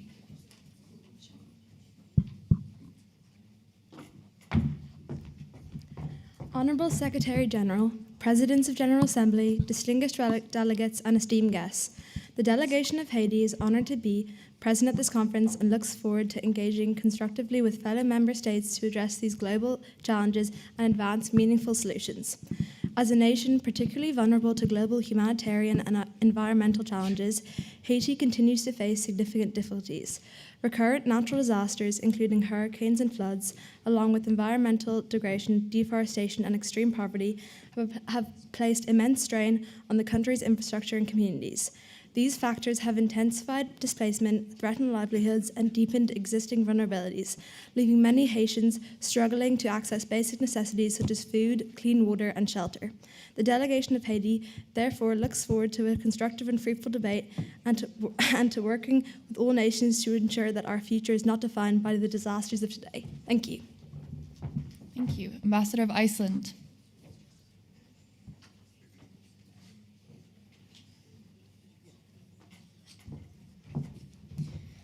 Honorable Chair, distinguished delegates, the delegation of Iceland is honored to address this assembly. As a small Nordic nation defined by its glaciers and oceans and dedicated in ensuring that all people live with dignity and prosperity, Iceland is a global leader in human rights, gender equality, and environmental sustainability. A main theme of this conference, artificial intelligence, is at the forefront of our discussions. Its implementation spans almost all sectors of human activity, which is why Iceland has taken countermeasures from its potential threats. Iceland views that while current technological transition is a great opportunity for growth, it must progress hand in hand with robust regulatory frameworks. The delegation of Iceland looks forward to a constructive debate and to innovative, realistic solutions that will ensure technology serves humanity and not the other way round. Thank you. Please refrain from applause till the end of the groups. Ambassador of India.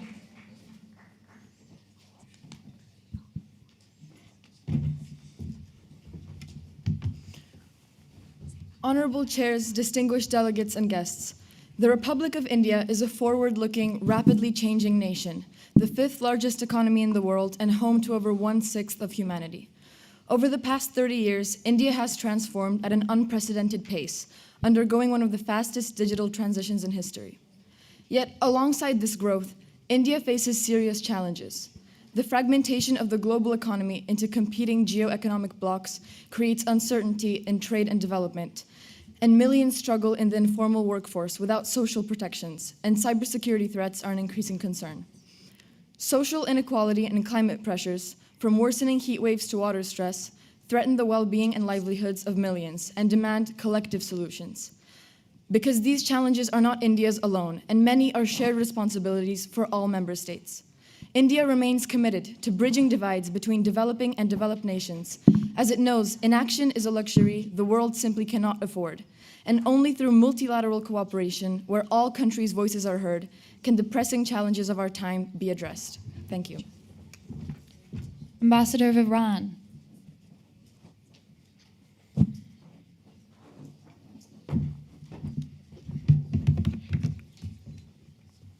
Honorable Chair and distinguished delegates, the delegation of the Islamic Republic of Iran, a nation with a long-standing history of civilization and a firm commitment to sovereignty, justice, and multilateral cooperation, expresses deep concern over the crisis in Haiti, where instability, gang violence, and humanitarian suffering continue to threaten millions.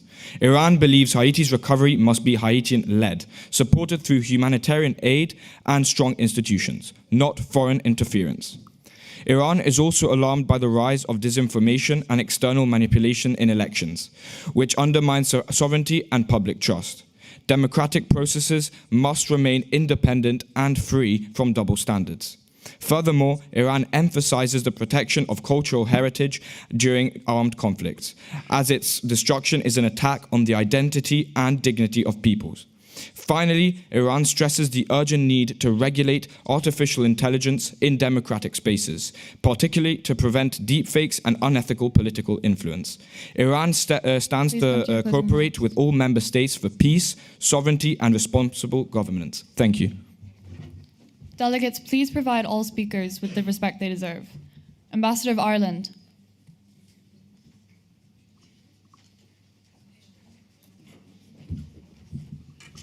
Respected academic team of Saimun 26, honorable committee chairs, and esteemed delegates, as the Ambassador of Ireland, I am honored to be in this conference today. We believe that today's global changes must be solved through cooperation and diplomacy. Language is an important part of people's identity and everyday life. They help communities stay connected and allow people to express themselves. Ireland supports the protection and promotion of minority languages, as we have worked for many years to support the Irish language. Not only the question of the protection of minority languages, climate change is also forcing communities to leave their homes, and it raises the question of protection of the refugees. In addition to all of these, our main policy is the importance of state sovereignty. While dealing with disinformation in state elections, we should respect it and make the interventions with the help of the independent bodies. Just remember this. Sovereignty is a historical element earned by the ancestors and shouldn't be disrespected with a basic intervention. Thank you, and I wish you all a fruitful debate. Thank you. Applause is now in order.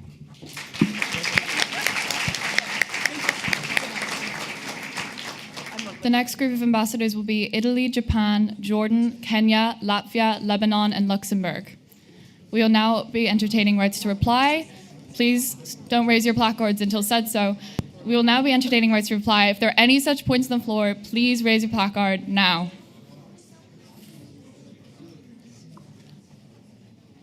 Brazil and France, you've been recognized.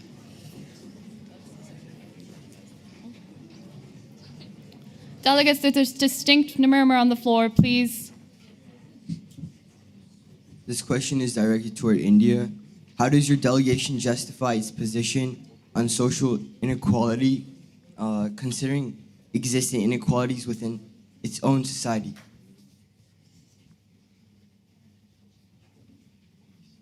This is for the ambassador of Iran. Is the ambassador aware that in Iran last year there was at least 1,500 public executions that were verified within your borders? How can you bolster the fact that you promote justice when hundreds of people each year are brutally executed?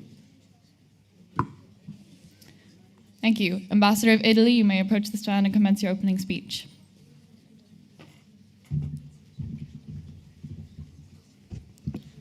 Secretary General, honorable chairs, distinguished delegates, and esteemed guests. As UN members, and we as Italy, we all have different concerns which shall be taken care of.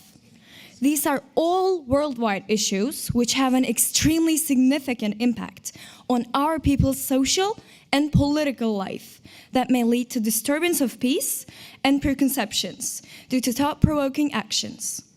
These actions are not formed and developed by themselves.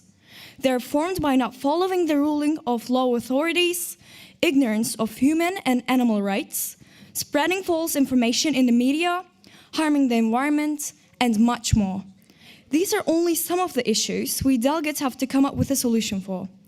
And to fasten the process, we assure that the Italian Republic is passionate about cooperating and being in alliances with the remaining nations, which may want to achieve the same goal as us, world peace. Thank you. Ambassador of Japan.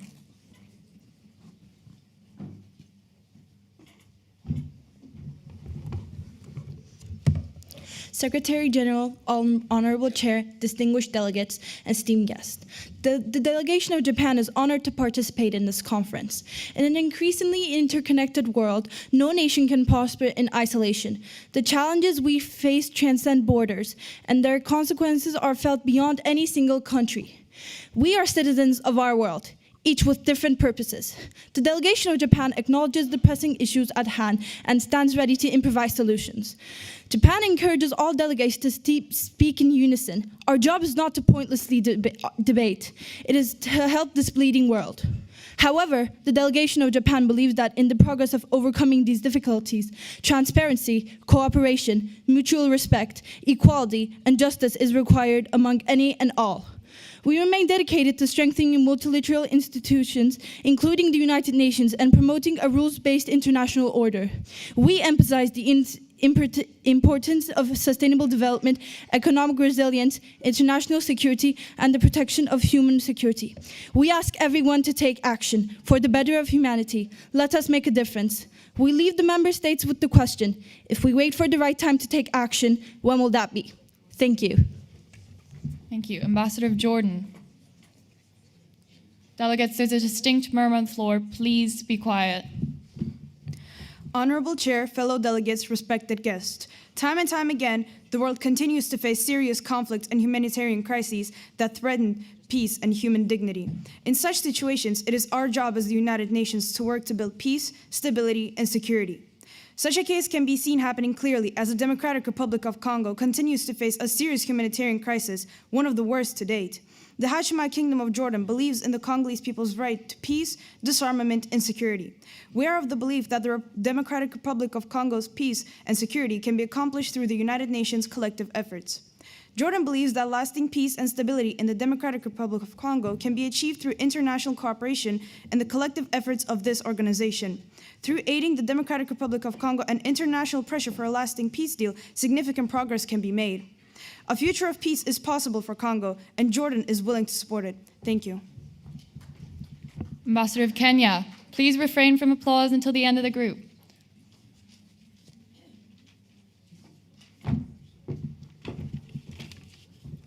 Honourable Secretary General, distinguished chairs, fellow delegates, ladies and gentlemen. Kenya is a nation on the eastern edge of Africa, neither isolated from the world's crises nor empowered enough to shape them alone. Kenya may not be a dominant actor in the international politics, but like many states represented here today in this hall, it brings the lived perspective of those closest to global decisions. As we convene in this assembly, humanity finds itself at a threshold. The challenges before us, conflict and insecurity, inequality and deprivation, the fragility of the climate, recognizes no borders and yields to no single generation's will. Kenya believes that the strength of the United Nations lies when nations commit not only to speak, but to listen, not only to act, but to act together. Those who live on the front lines of instability can no longer remain at the margins of influence. Therefore, we urge this assembly to cultivate genuine cooperation, to heed the voices of those countries most affected, and to act with both urgency and moral responsibility. Thank you. Thank you. Ambassador of Latvia.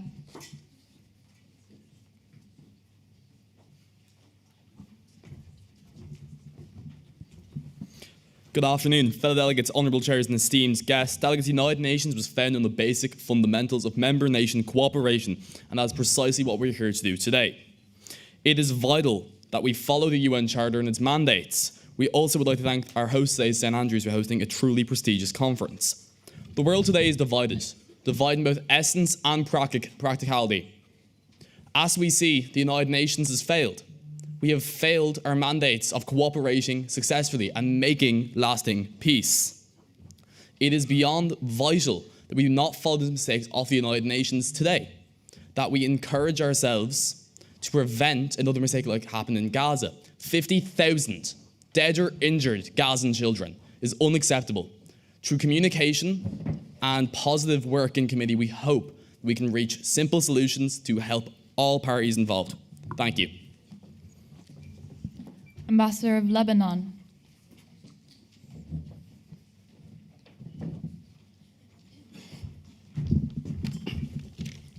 Honorable chairs, esteemed delegates, the Lebanese Republic is pleased to speak before you today. Out of suffering have emerged the strongest souls. The most massive characters are seared with scars, such as renowned Lebanese author Khalil Gibran. Lebanon is shaped by diversity and resilience, yet repeatedly confronted with conflict, displacement, and political instability. Because of its history, Lebanon believes in dialogue and diplomacy as the only sustainable path to peace and prosperity. Having faced weak governance, a lack of dialogue, armed non-state actors, mass displacement, and environmental neglect, Lebanon approaches these issues as a nation with lived experience. Whether we're addressing international security, emerging technologies, or humanitarian protection, Lebanon stands for regulation, prevention, and justice. Lebanon is here today to advocate for responsible governance, collective security, and a United Nations that protects people and not interests. Thank you. Ambassador of Luxembourg.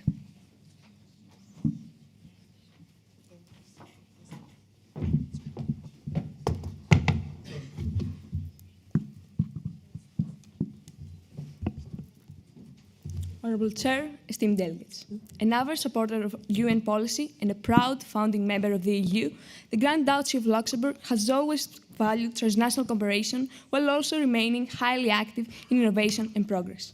Having stepped into 2026 and witnessing the rapid revolution of the new technologies, we set our eyes on the future: sustainable development, investing in AI and space technologies. Our supportive stance in UN decisions admittedly has gained us the reputation of being a quote-unquote neutral state, in the eyes of many, an uninteresting player in the global arena. What we see, however, dear colleagues, is far too much extremism and far too much polarization in our world nowadays. The delegation of Luxembourg invites all member states to abandon what makes us even more divided and polarized. We believe that the rule of law is the only rule of might. Thank you very much. Thank you. Applause is now in order.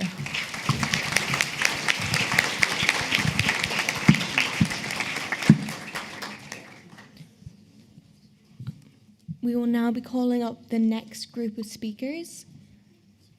Can the delegates of Mali, Malta, Monaco, Netherlands, Nigeria, Norway, and Pakistan please approach the podium?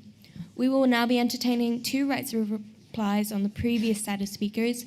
Any delegations wishing to make such rights of replies, please raise all placards now.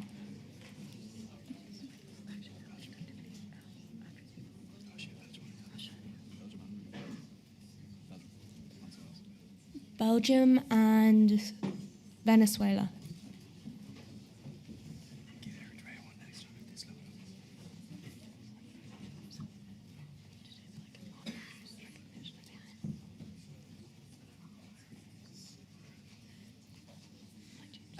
Just a question for Latvia. Would you not agree that any country has the right to defend themselves under the circumstances that they are being under attack?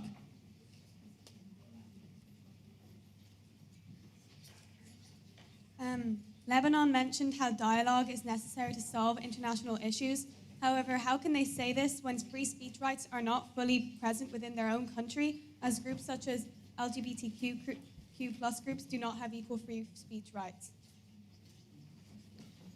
Can the Ambassador of Mali please approach the podium?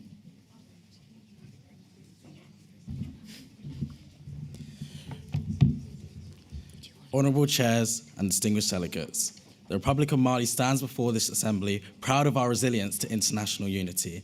In a time of rapid global change and inequality, no nation can overcome its challenges alone. Real progress is built through teamwork. The United Nations remains the foundation of that teamwork, a place where every country, regardless of size or power, has a voice in solutions for our future. As the Ambassador of Mali, we are strongly invested in the question of adaptation of alternative, sustainable energy generation sources in LEDCs. As a developing nation facing climate pressures, we understand that access to clean, affordable energy is key to economic growth, education, healthcare, and long-term stability. Let us move forward with unity.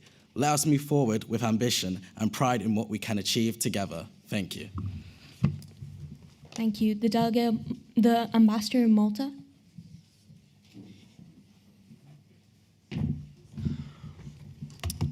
Good morning, distinguished delegates, honourable chairs and others. Today and for the next few days, we, the delegation of Malta, are intrigued to participate in fruitful debate in the committees of DISEC, SPECPOL, Ecology and Environment and SOCM, with a strong focus on the prevention of militarisation of outer space. And in these topics, we hope to come to conclusions which will benefit our world as a whole. Because in a world of chaos, even the voice of one of the smallest nations, such as Malta, can have a massive impact on the world as a whole. Thank you. Delegate Ambassador of Monaco.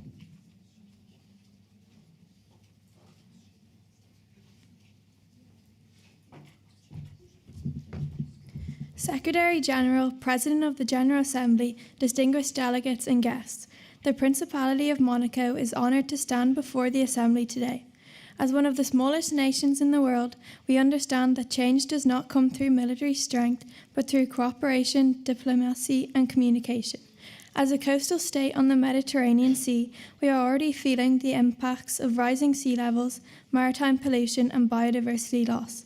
We push for stronger accountability and mechanisms for e-waste dumping and expanded access to sustainable energy sources in developing nations.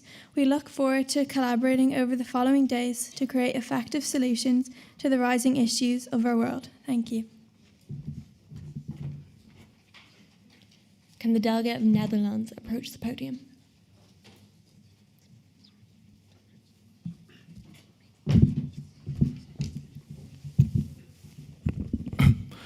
Honorable chairs and dear delegates, as the delegation of Netherlands, we are very honored to be able to attend this conference, in which we invite all the members not to consider the benefits of their own, but the Assembly as a whole. We believe that the cooperation of member states is the most vital tool we have against any and all global issues. All member states must reflect on the past to build and work towards a brighter and a more sustainable future. We must not let the past stunt our progress. Since 1945, we have been working by ourselves and our fellow members, states in this assembly on finding solutions for pressing global matters. We invite you all to speak boldly, think critically for this honorable house. As the delegation of Netherlands, we are very much pleased to stand by our perspective, and we hope that our view on these crucial agendas brings unity and peace amongst all of the honorable house. Thank you. Please hold clapping until the end of until all of the ambassadors in this group have spoken. Can the ambassador of Nigeria please approach the podium?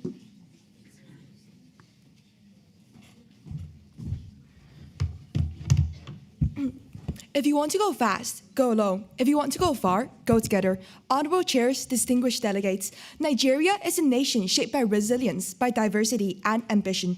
As Africa's most populous country and a leading voice in the global south, we experience both the opportunities and pressures of globalization firsthand. Global progress cannot be measured by growth alone, but by whether it protects dignity and human rights. The environmental and humanitarian costs hidden in modern trade are clear. We see electronic waste burdening less developed countries. We see unsafe labor conditions in global supply chains allow efficiency to overshadow humanity. These are not isolated problems, but signs of growth that has outpaced responsibility. Nigeria believes international cooperation must balance innovation with justice and efficiency with humanity. We stand ready to work with any and all member states to strengthen environmental accountability, protect the workers who sustain the global economy, and provide much-needed humanitarian aid to people in crisis. Because, after all, progress that excluded the people isn't progress at all.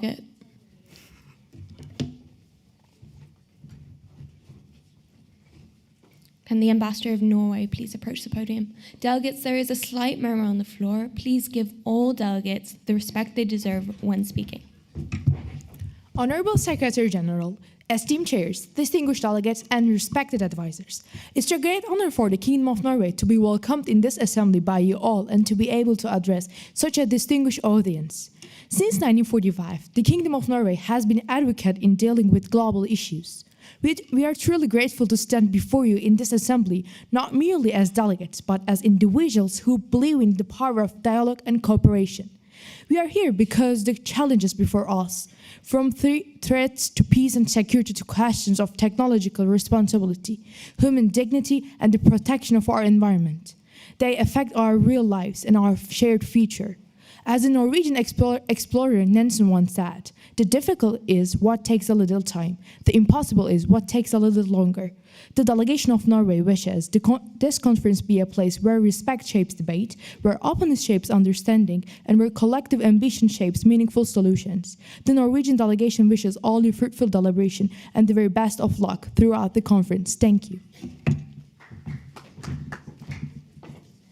Can the Ambassador of Pakistan please approach the podium?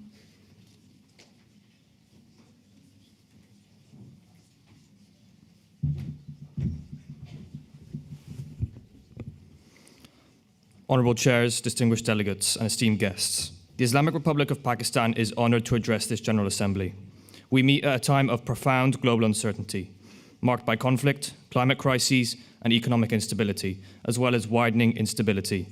In such times, the founding principles of the United Nations, sovereignty, cooperation, and peaceful resolution of disputes are more vital than ever.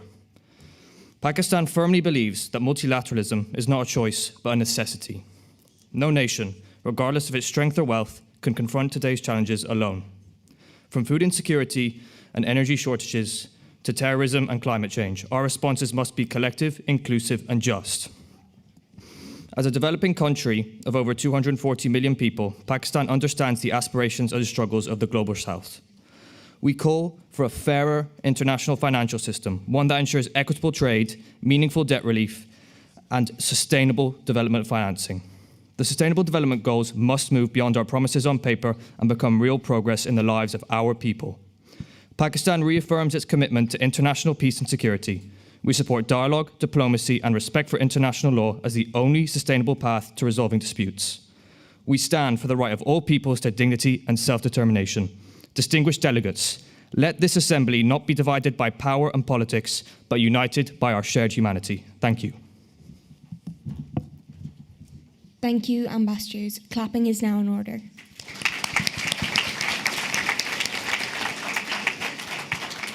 We will now call the next group of ambassadors up to the podium. Can the ambassadors of Panama, Paraguay, Peru, Philippines, Poland, Portugal, and the Russian Federation please approach the podium? We will also be entertaining 2 rights to reply. Can any delegations wishing to make such points please raise all placards now?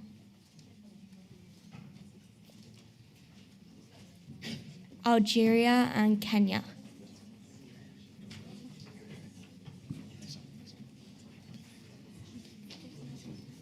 We at Algeria wonder how Pakistan can speak on the challenges of conflict on nations when they threaten possible nuclear war with India multiple times in the 21st century.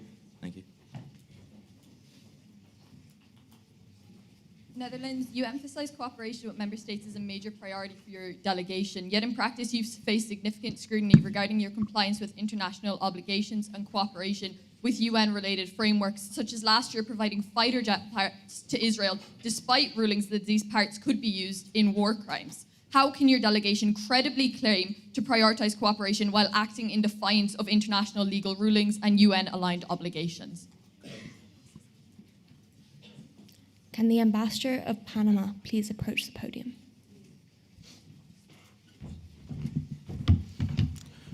Honorable chairs, esteemed delegates, and respected advisors. Hola. As the Republic of Panama, a nation that has long stood at the crossroads of the world, we believe that connection is the foundation of progress. With that, we are proud to be in this assembly today because we understand better than any other nation why global connection and democratic values are crucial. With Panama bridging 2 continental bodies, we are aware of the issues that have been recognized by this assembly. These challenges are in need of instant demand for cooperation, responsibility, and trust in international institutions. Panama is proud to be a nation built upon dialogue, democracy, and strategic cooperation. The Panama Canal is more than an economic gateway. It's a symbol of how shared infrastructure and trust can unite nations across continents. Yet today, while global trade continues to grow, inequality and conflict also increase due to rapid technological advancement. Panama encourages all member states for the establishment of international frameworks that will ensure artificial intelligence serves for the benefit of humanity. In this assembly, Panama calls for unity in guiding innovation with fairness and respect for human rights. Only through cooperation we can ensure that progress remains democratic. For the benefit of the world, pro mundo beneficio. Thank you. Delegation. Can the delegate of Paraguay please approach the podium?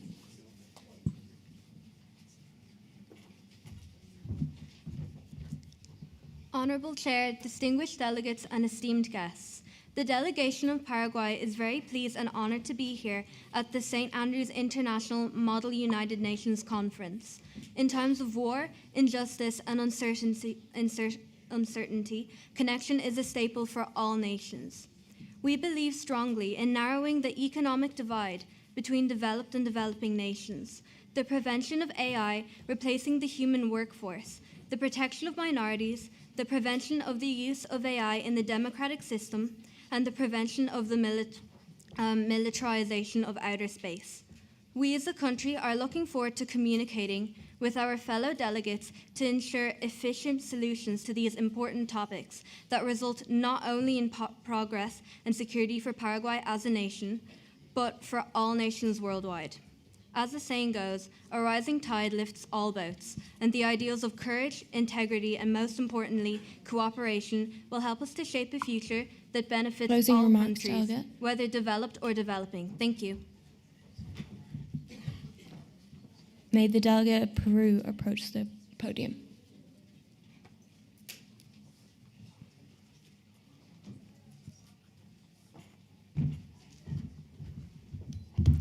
Honourable Chair, esteemed representatives, distinguished delegates.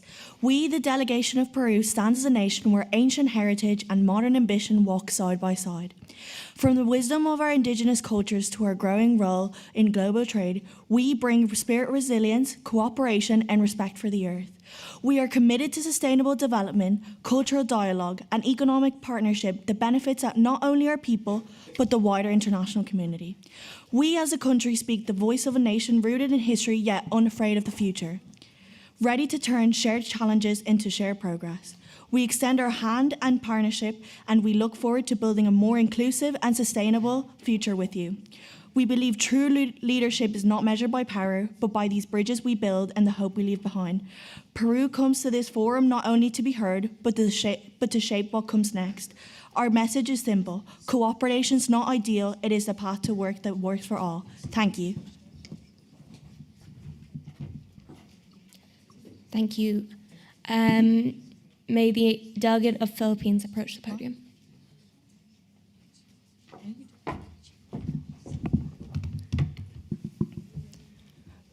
Honorable Chair, esteemed delegates, and fellow guests, Jose Rizal, a Filipino nationalist, once said, "The youth is the hope of our future." Today, in this very room, in the leaders we choose to be, and in the choices we choose to make. The Philippines envisions a world guided by cooperation and mutual respect. We support responsible safeguards in security, sustainable environmental governance, and the protection of cultural heritage so that history and identity endure for future generations. And through all these shared committees, we call on all nations to work together and to ensure that every voice is heard and valued. Therefore, we look forward to engaging in thoughtful discussions and fruitful debate. May this conference awaken every single delegate out here the courage to lead, the responsibility to act, and the drive to build a world worthy of our shared future. Thank you. The delegate of Poland.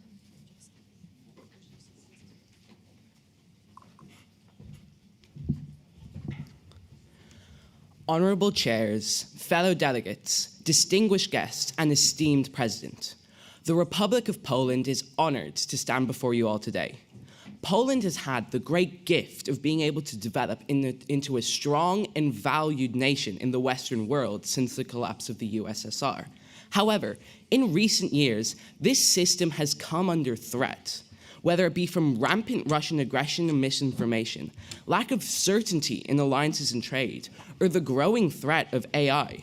Poland has had a rich history of being a bastion of strength in Europe, and this delegation strongly believes that Poland can continue to defend and support our European allies in both the physical and diplomatic fronts. We wish to combat misinformation in all its forms, promote international trade between all countries, and reduce reliance on economic hegemonies by strengthening ties with local nations. We look forward to engaging in cooperation, multilateralism, and fruitful debate Closing with remarks, all delegate. delegations gathered here today. Thank you. Thank you. May the delegate of Portugal approach the podium.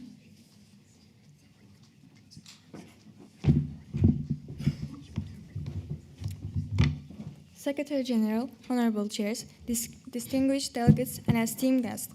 As a delegation of Portugal, we know that humanity has always been developing and constantly creating new ideas and technologies that make our lives easier and better, such as medical tools like vaccines, scanning devices, and medicines that we use to cure diseases, transportation tools like airplanes, speed trains, and cars, technological tools like computer and smartphones that we use every day. Yes, humans have lived without all these once, but in this advanced age of medical science and technology, they are irreplaceable. Although this may be indispensable for us, there are those who cannot access these basic necessities. As delegation of Portugal, we believe that everyone should have access to these tools, and we are eager to work with other countries to find solutions in order to ensure we improve their access to these technologies. Thank you. The Ambassador of the Russian Federation.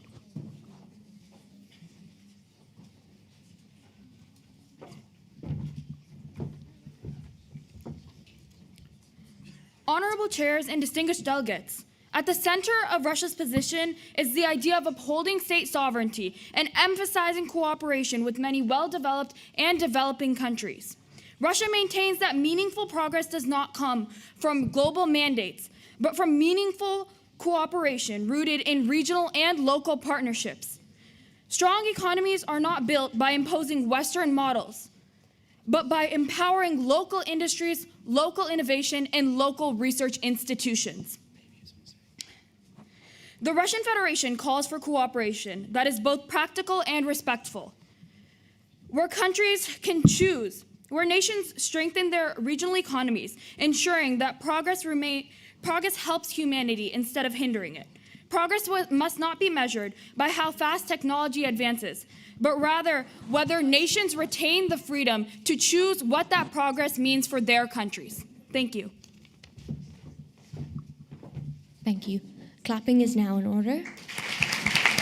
That's me. Could never be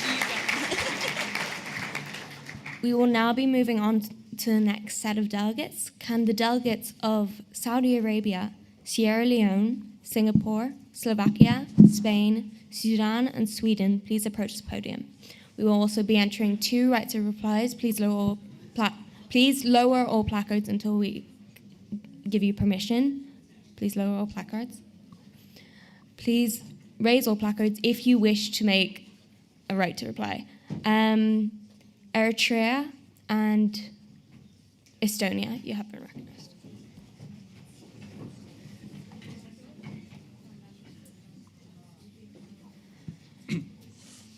Would the Russian ambassador not agree that the center of their position cannot possibly be national sovereignty, whilst they currently slaughter Ukrainian civilians as part of their violating invasion, and therefore they cannot participate meaningfully in discussion regarding sovereignty this weekend? We would like to echo what the delegate of Eritrea already said. The Russian Federation, while going in and trying to take Ukraine, is talking about national sovereignty, and we just don't see how these two work.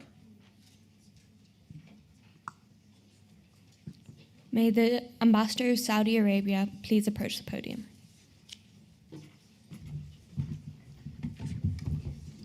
Honourable Chairs, Secretary General, distinguished delegates and esteemed guests, how do we move beyond discussion and into the implementation of real, lasting and practical solutions? How can we all work towards shared goals democratically and effectively? These are all examples of questions that the delegation of Saudi Arabia is nothing short of committed to wholeheartedly in supporting, achieving and maintaining. The Kingdom of Saudi Arabia throughout this conference aims to work in cooperation with the UN, fellow member states and other relevant organisations in order to work progressively towards concrete, impactful and meaningful solutions to the benefit of all. Our delegation, aligning with our recent trends towards a greater innovative approach, takes a strong interest in development and multilateral engagement in order to benefit not just the Kingdom of Saudi Arabia, not just our allies, but all member states and all people around the world. Thank you for your time. The delegate of Singapore, of Sierra Leone, sorry.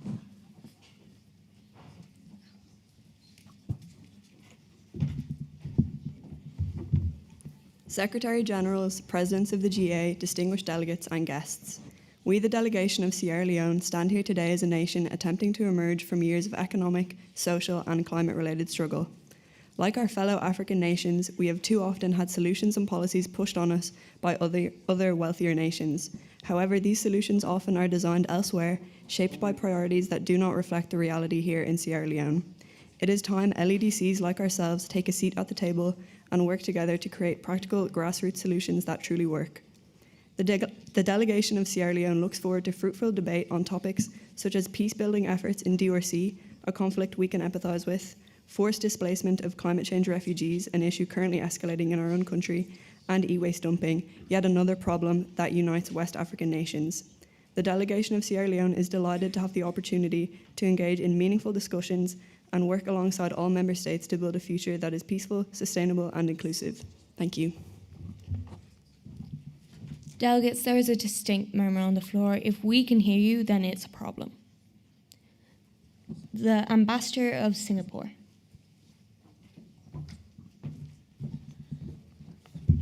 Secretaries General, Presidents of the General Assembly, distinguished delegates, advisors, and esteemed guests. We, the delegation of Singapore, are honoured to be here at the 37th Annual St. Andrews International Model United Nations Conference. As a country at the forefront of advanced manufacturing, we hold international cooperation and national sovereignty in high regard and wish to reiterate our commitment to it. Actively support constructive dialogue, cooperation, and global stability. Singapore acknowledges the global issues of today, from security concerns about new technology, managing the ecological impacts of these technological advancements, combating misinformation, and the prevention of child endangerment on social media, regulating the use of AI in democratic processes, and the development of water purification systems in LEDCs. And as such, we demand forward-looking, balanced, and comprehensive solutions. We, the delegation of Singapore, are looking forward to taking part in working constructively with all delegations to find solutions to these pressing global matters and to working collaboratively with other member nations to make our world more peaceful, secure, both economically and politically, and to promote sustainable development. Thank you. The Ambassador of Slovakia.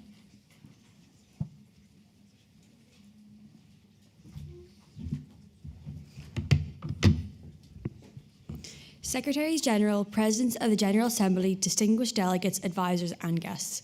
We, the delegation of the Slovak Republic, are honoured to be in attendance of this 37th Annual St. Andrews International Model United Nations Conference. Slovakia is a small but committed nation that firmly believes in the power of multilateralism, international cooperation and respect for international law, which we know are integral to ensuring the continued state of global order. As a member of the United Nations, the European Union and NATO, Slovakia actively contributes to peacekeeping missions and collective security efforts, demonstrating that size does not limit responsibility.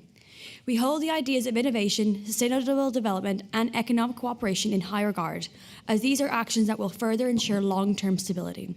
Slovakia recognizes that today's global challenges, from security risks posed by emerging technologies and economic and environmental inequalities, require collective, forward-looking solutions. We therefore support dialogue that balances technological progress with ethical responsibility and human dignity. Slovakia looks forward to working constructively with all delegates to strengthen cooperation and build a more peaceful, resilient, and inclusive international community. Thank you. The Ambassador of Spain.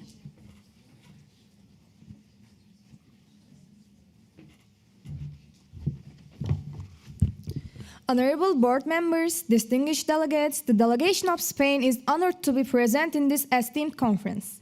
In today's world, digital transformation, cultural diversity, and climate change closely connect in terms of human rights and global security.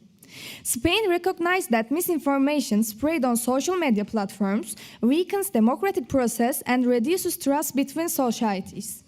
Freedom of expression is a fundamental right, however, it must be responsibly. A transparent and cooperative international approach is necessary to effectively fight misinformation. At the same time, protecting children in the digital environment is a key priority. Social media platforms have global responsibility and stronger regulations. Better monitoring systems and educational policies are needed to prevent abuse and predation. Thank you. The Ambassador of Sudan.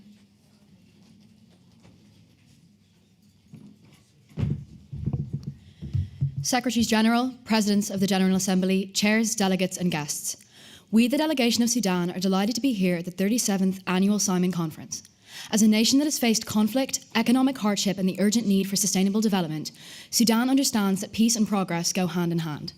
Sudan is particularly interested in the question of preventing non-state actors from acquiring weapons of mass destruction. Our region has witnessed the devastating consequences of instability and armed groups. The proliferation of dangerous weapons into the hands of non-state actors is a huge threat to regional and global peace.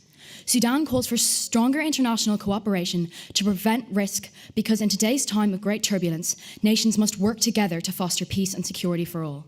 Additionally, Sudan is concerned with the question of forced displacement due to climate change and the status of climate refugees. Climate change is no longer a distant threat, and we must recognise and protect the growing number of climate refugees across the globe. Sudan stands ready to collaborate with all member states in the spirit of cooperation, mutual respect and shared responsibility. Thank you. The Ambassador of Sweden.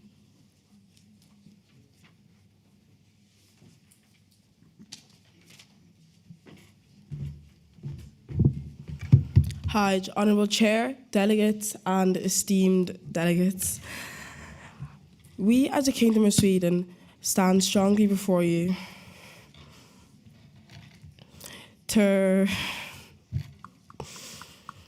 we as a Kingdom of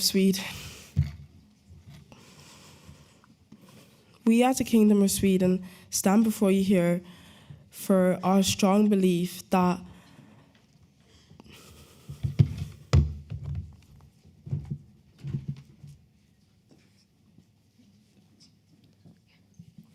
We will now be moving into our next group of and final group of ambassadors. Clapping is now in order.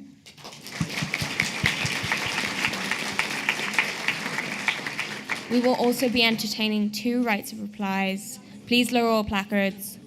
Please lower all placards. We will now be entertaining 2 rights of replies to the previous set of speeches. And any delegations with such rights of replies, please raise all placards now.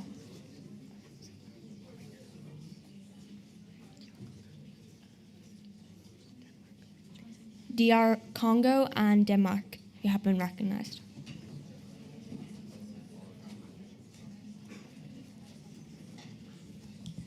In Saudi Arabia's statement, they mentioned achieving goals democratically, but they're currently an absolute monarchy, and additional reports suggest they may have meddled in the 2016 US presidential election. Furthermore, they also mentioned working towards solutions for the, quote, benefit of all. But over 10 million people are currently employed in a modern slavery system within their borders. So both of these points seem quite hypocritical. And how can the ambassador of Saudi Arabia say that they support democracy while their citizens have not properly participated in the democracy for the last decade? May the delegations of Switzerland, Thailand, Ukraine, and UAE please approach the podium now.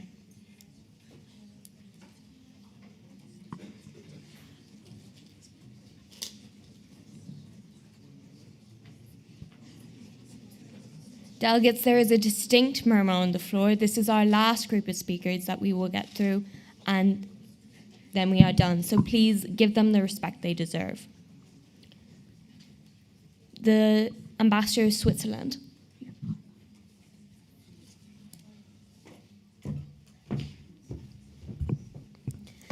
Honorable chairs, esteemed delegates, and distinguished guests. The Swiss Confederation welcomes you all to this conference. Switzerland stands here not merely as a nation among many, but as a bridge between worlds.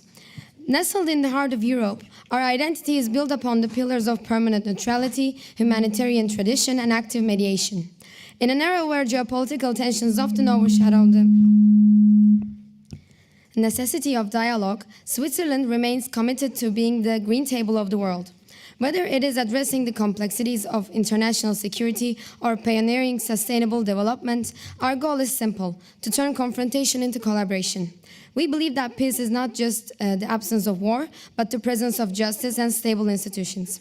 As we deliberate on the issues before us today, the Swiss delegation urges all members to look beyond national interests and toward the collective and pragmatic future. We are not here to choose sides, we are here to find solutions. Thank you. Thank you. The delegate of Thailand. Honorable chairs and distinguished delegates, the Kingdom of Thailand firmly believes that protecting labor rights and strengthening corporate responsibility are essential to sustainable development. In today's interconnected global supply chains, ensuring fairness, safe working conditions, and respect for human rights is a shared responsibility among nations, businesses, and international institutions. We must recognize that economic growth cannot come at the expense of human dignity. Workers everywhere deserve protection from exploitation, discrimination, and unsafe environments. At the same time, corporations must be encouraged and supported to adopt transparent practices, uphold international labor standards, and invest in long-term ethical production models. Thailand remains committed to constructive dialogue and practical, balanced solutions that promote transparency, accountability, and ethical business practices worldwide. Through cooperation and mutual respect, we believe meaningful progress is not only possible, but necessary. Thank you. The delegate of Ukraine.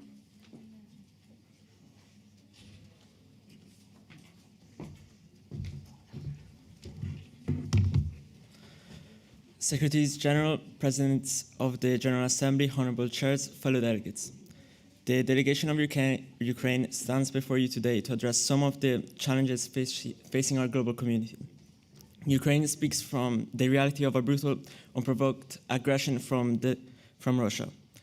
Therefore, we're deeply invested in preventing non-state actors from acquiring weapons of mass destruction. But true security is not just military, it's also economic. We call on this assembly to encourage international cooperation on global trade that can open bridges and stabilizing the global markets. Furthermore, as we embrace artificial intelligence, we must address its need for energy without harming climate change. In this regard, Ukraine believes that there should be frameworks for climate refugees caused by environmental collapse. Delegates, the war in Ukraine proves that we cannot solve this problem in isolation. We must solve them together. We must act as a United Nations front for change. Thank you. The delegate of UAE.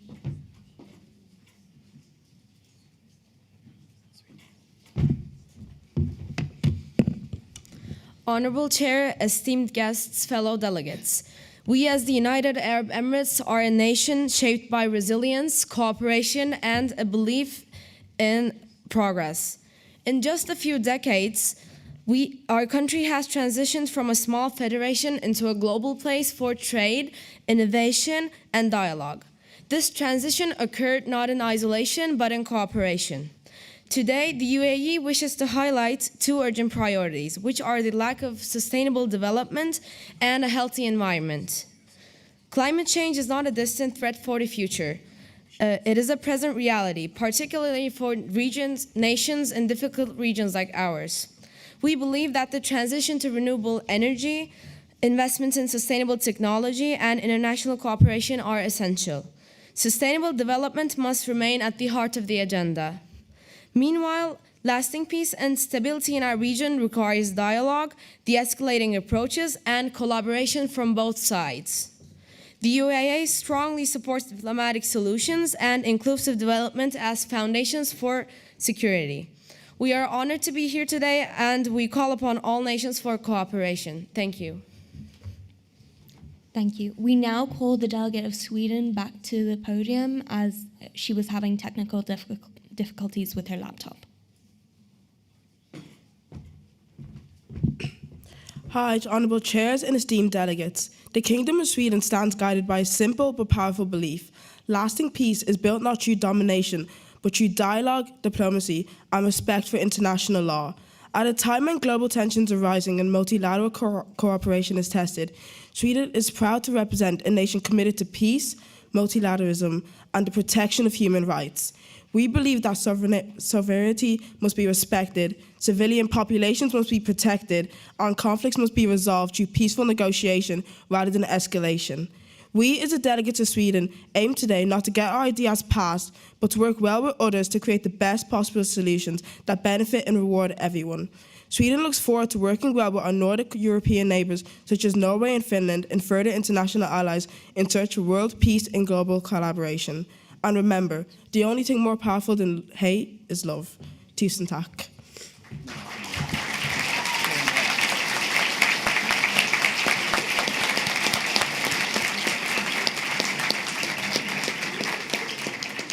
Thank you all delegates for your wonderful speeches. We will now be entering into time of two final rights of replies. Any delegations wishing to make such rights of replies, please raise all placards now.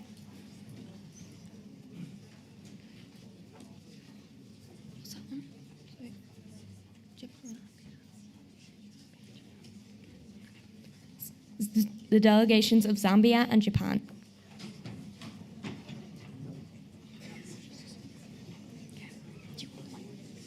The delegation of Japan addresses the United Arab Emirates with the following question.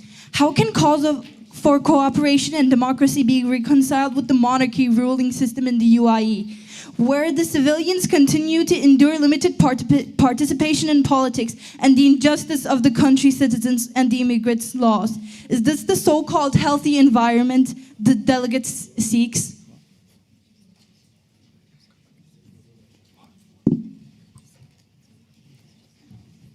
Okay, thank you everyone, thank you very much, and we'd like to extend our thanks to all the ambassadors for their lovely speeches. With that, we will bring our opening ceremony to an end, and quickly before we let you go, just a few housekeeping things. If you bring all your stuff with you when you leave the room, that would be great. All the placards you see in front of you, we'll be holding onto those, so can we please pass them down to the end of your tables? So we'll be sending you back to committee now. Some committees, depending on how much they got done yesterday, will be doing lobbying or debate. Your chairs will let you know as soon as you get back to committee. Can we just please remain quiet while I just explain these last few things to you? Excuse me. Thank you. So the Environment and Ecology Commission, the Commission on Science, Technology and Development, SPECPOL, are going for lunch at 12:30. The rest will be going to lunch at 1 o'clock. So as we said, bring all your stuff with you, leave the placards down at the end of the table, and go back to your committees. Thank you.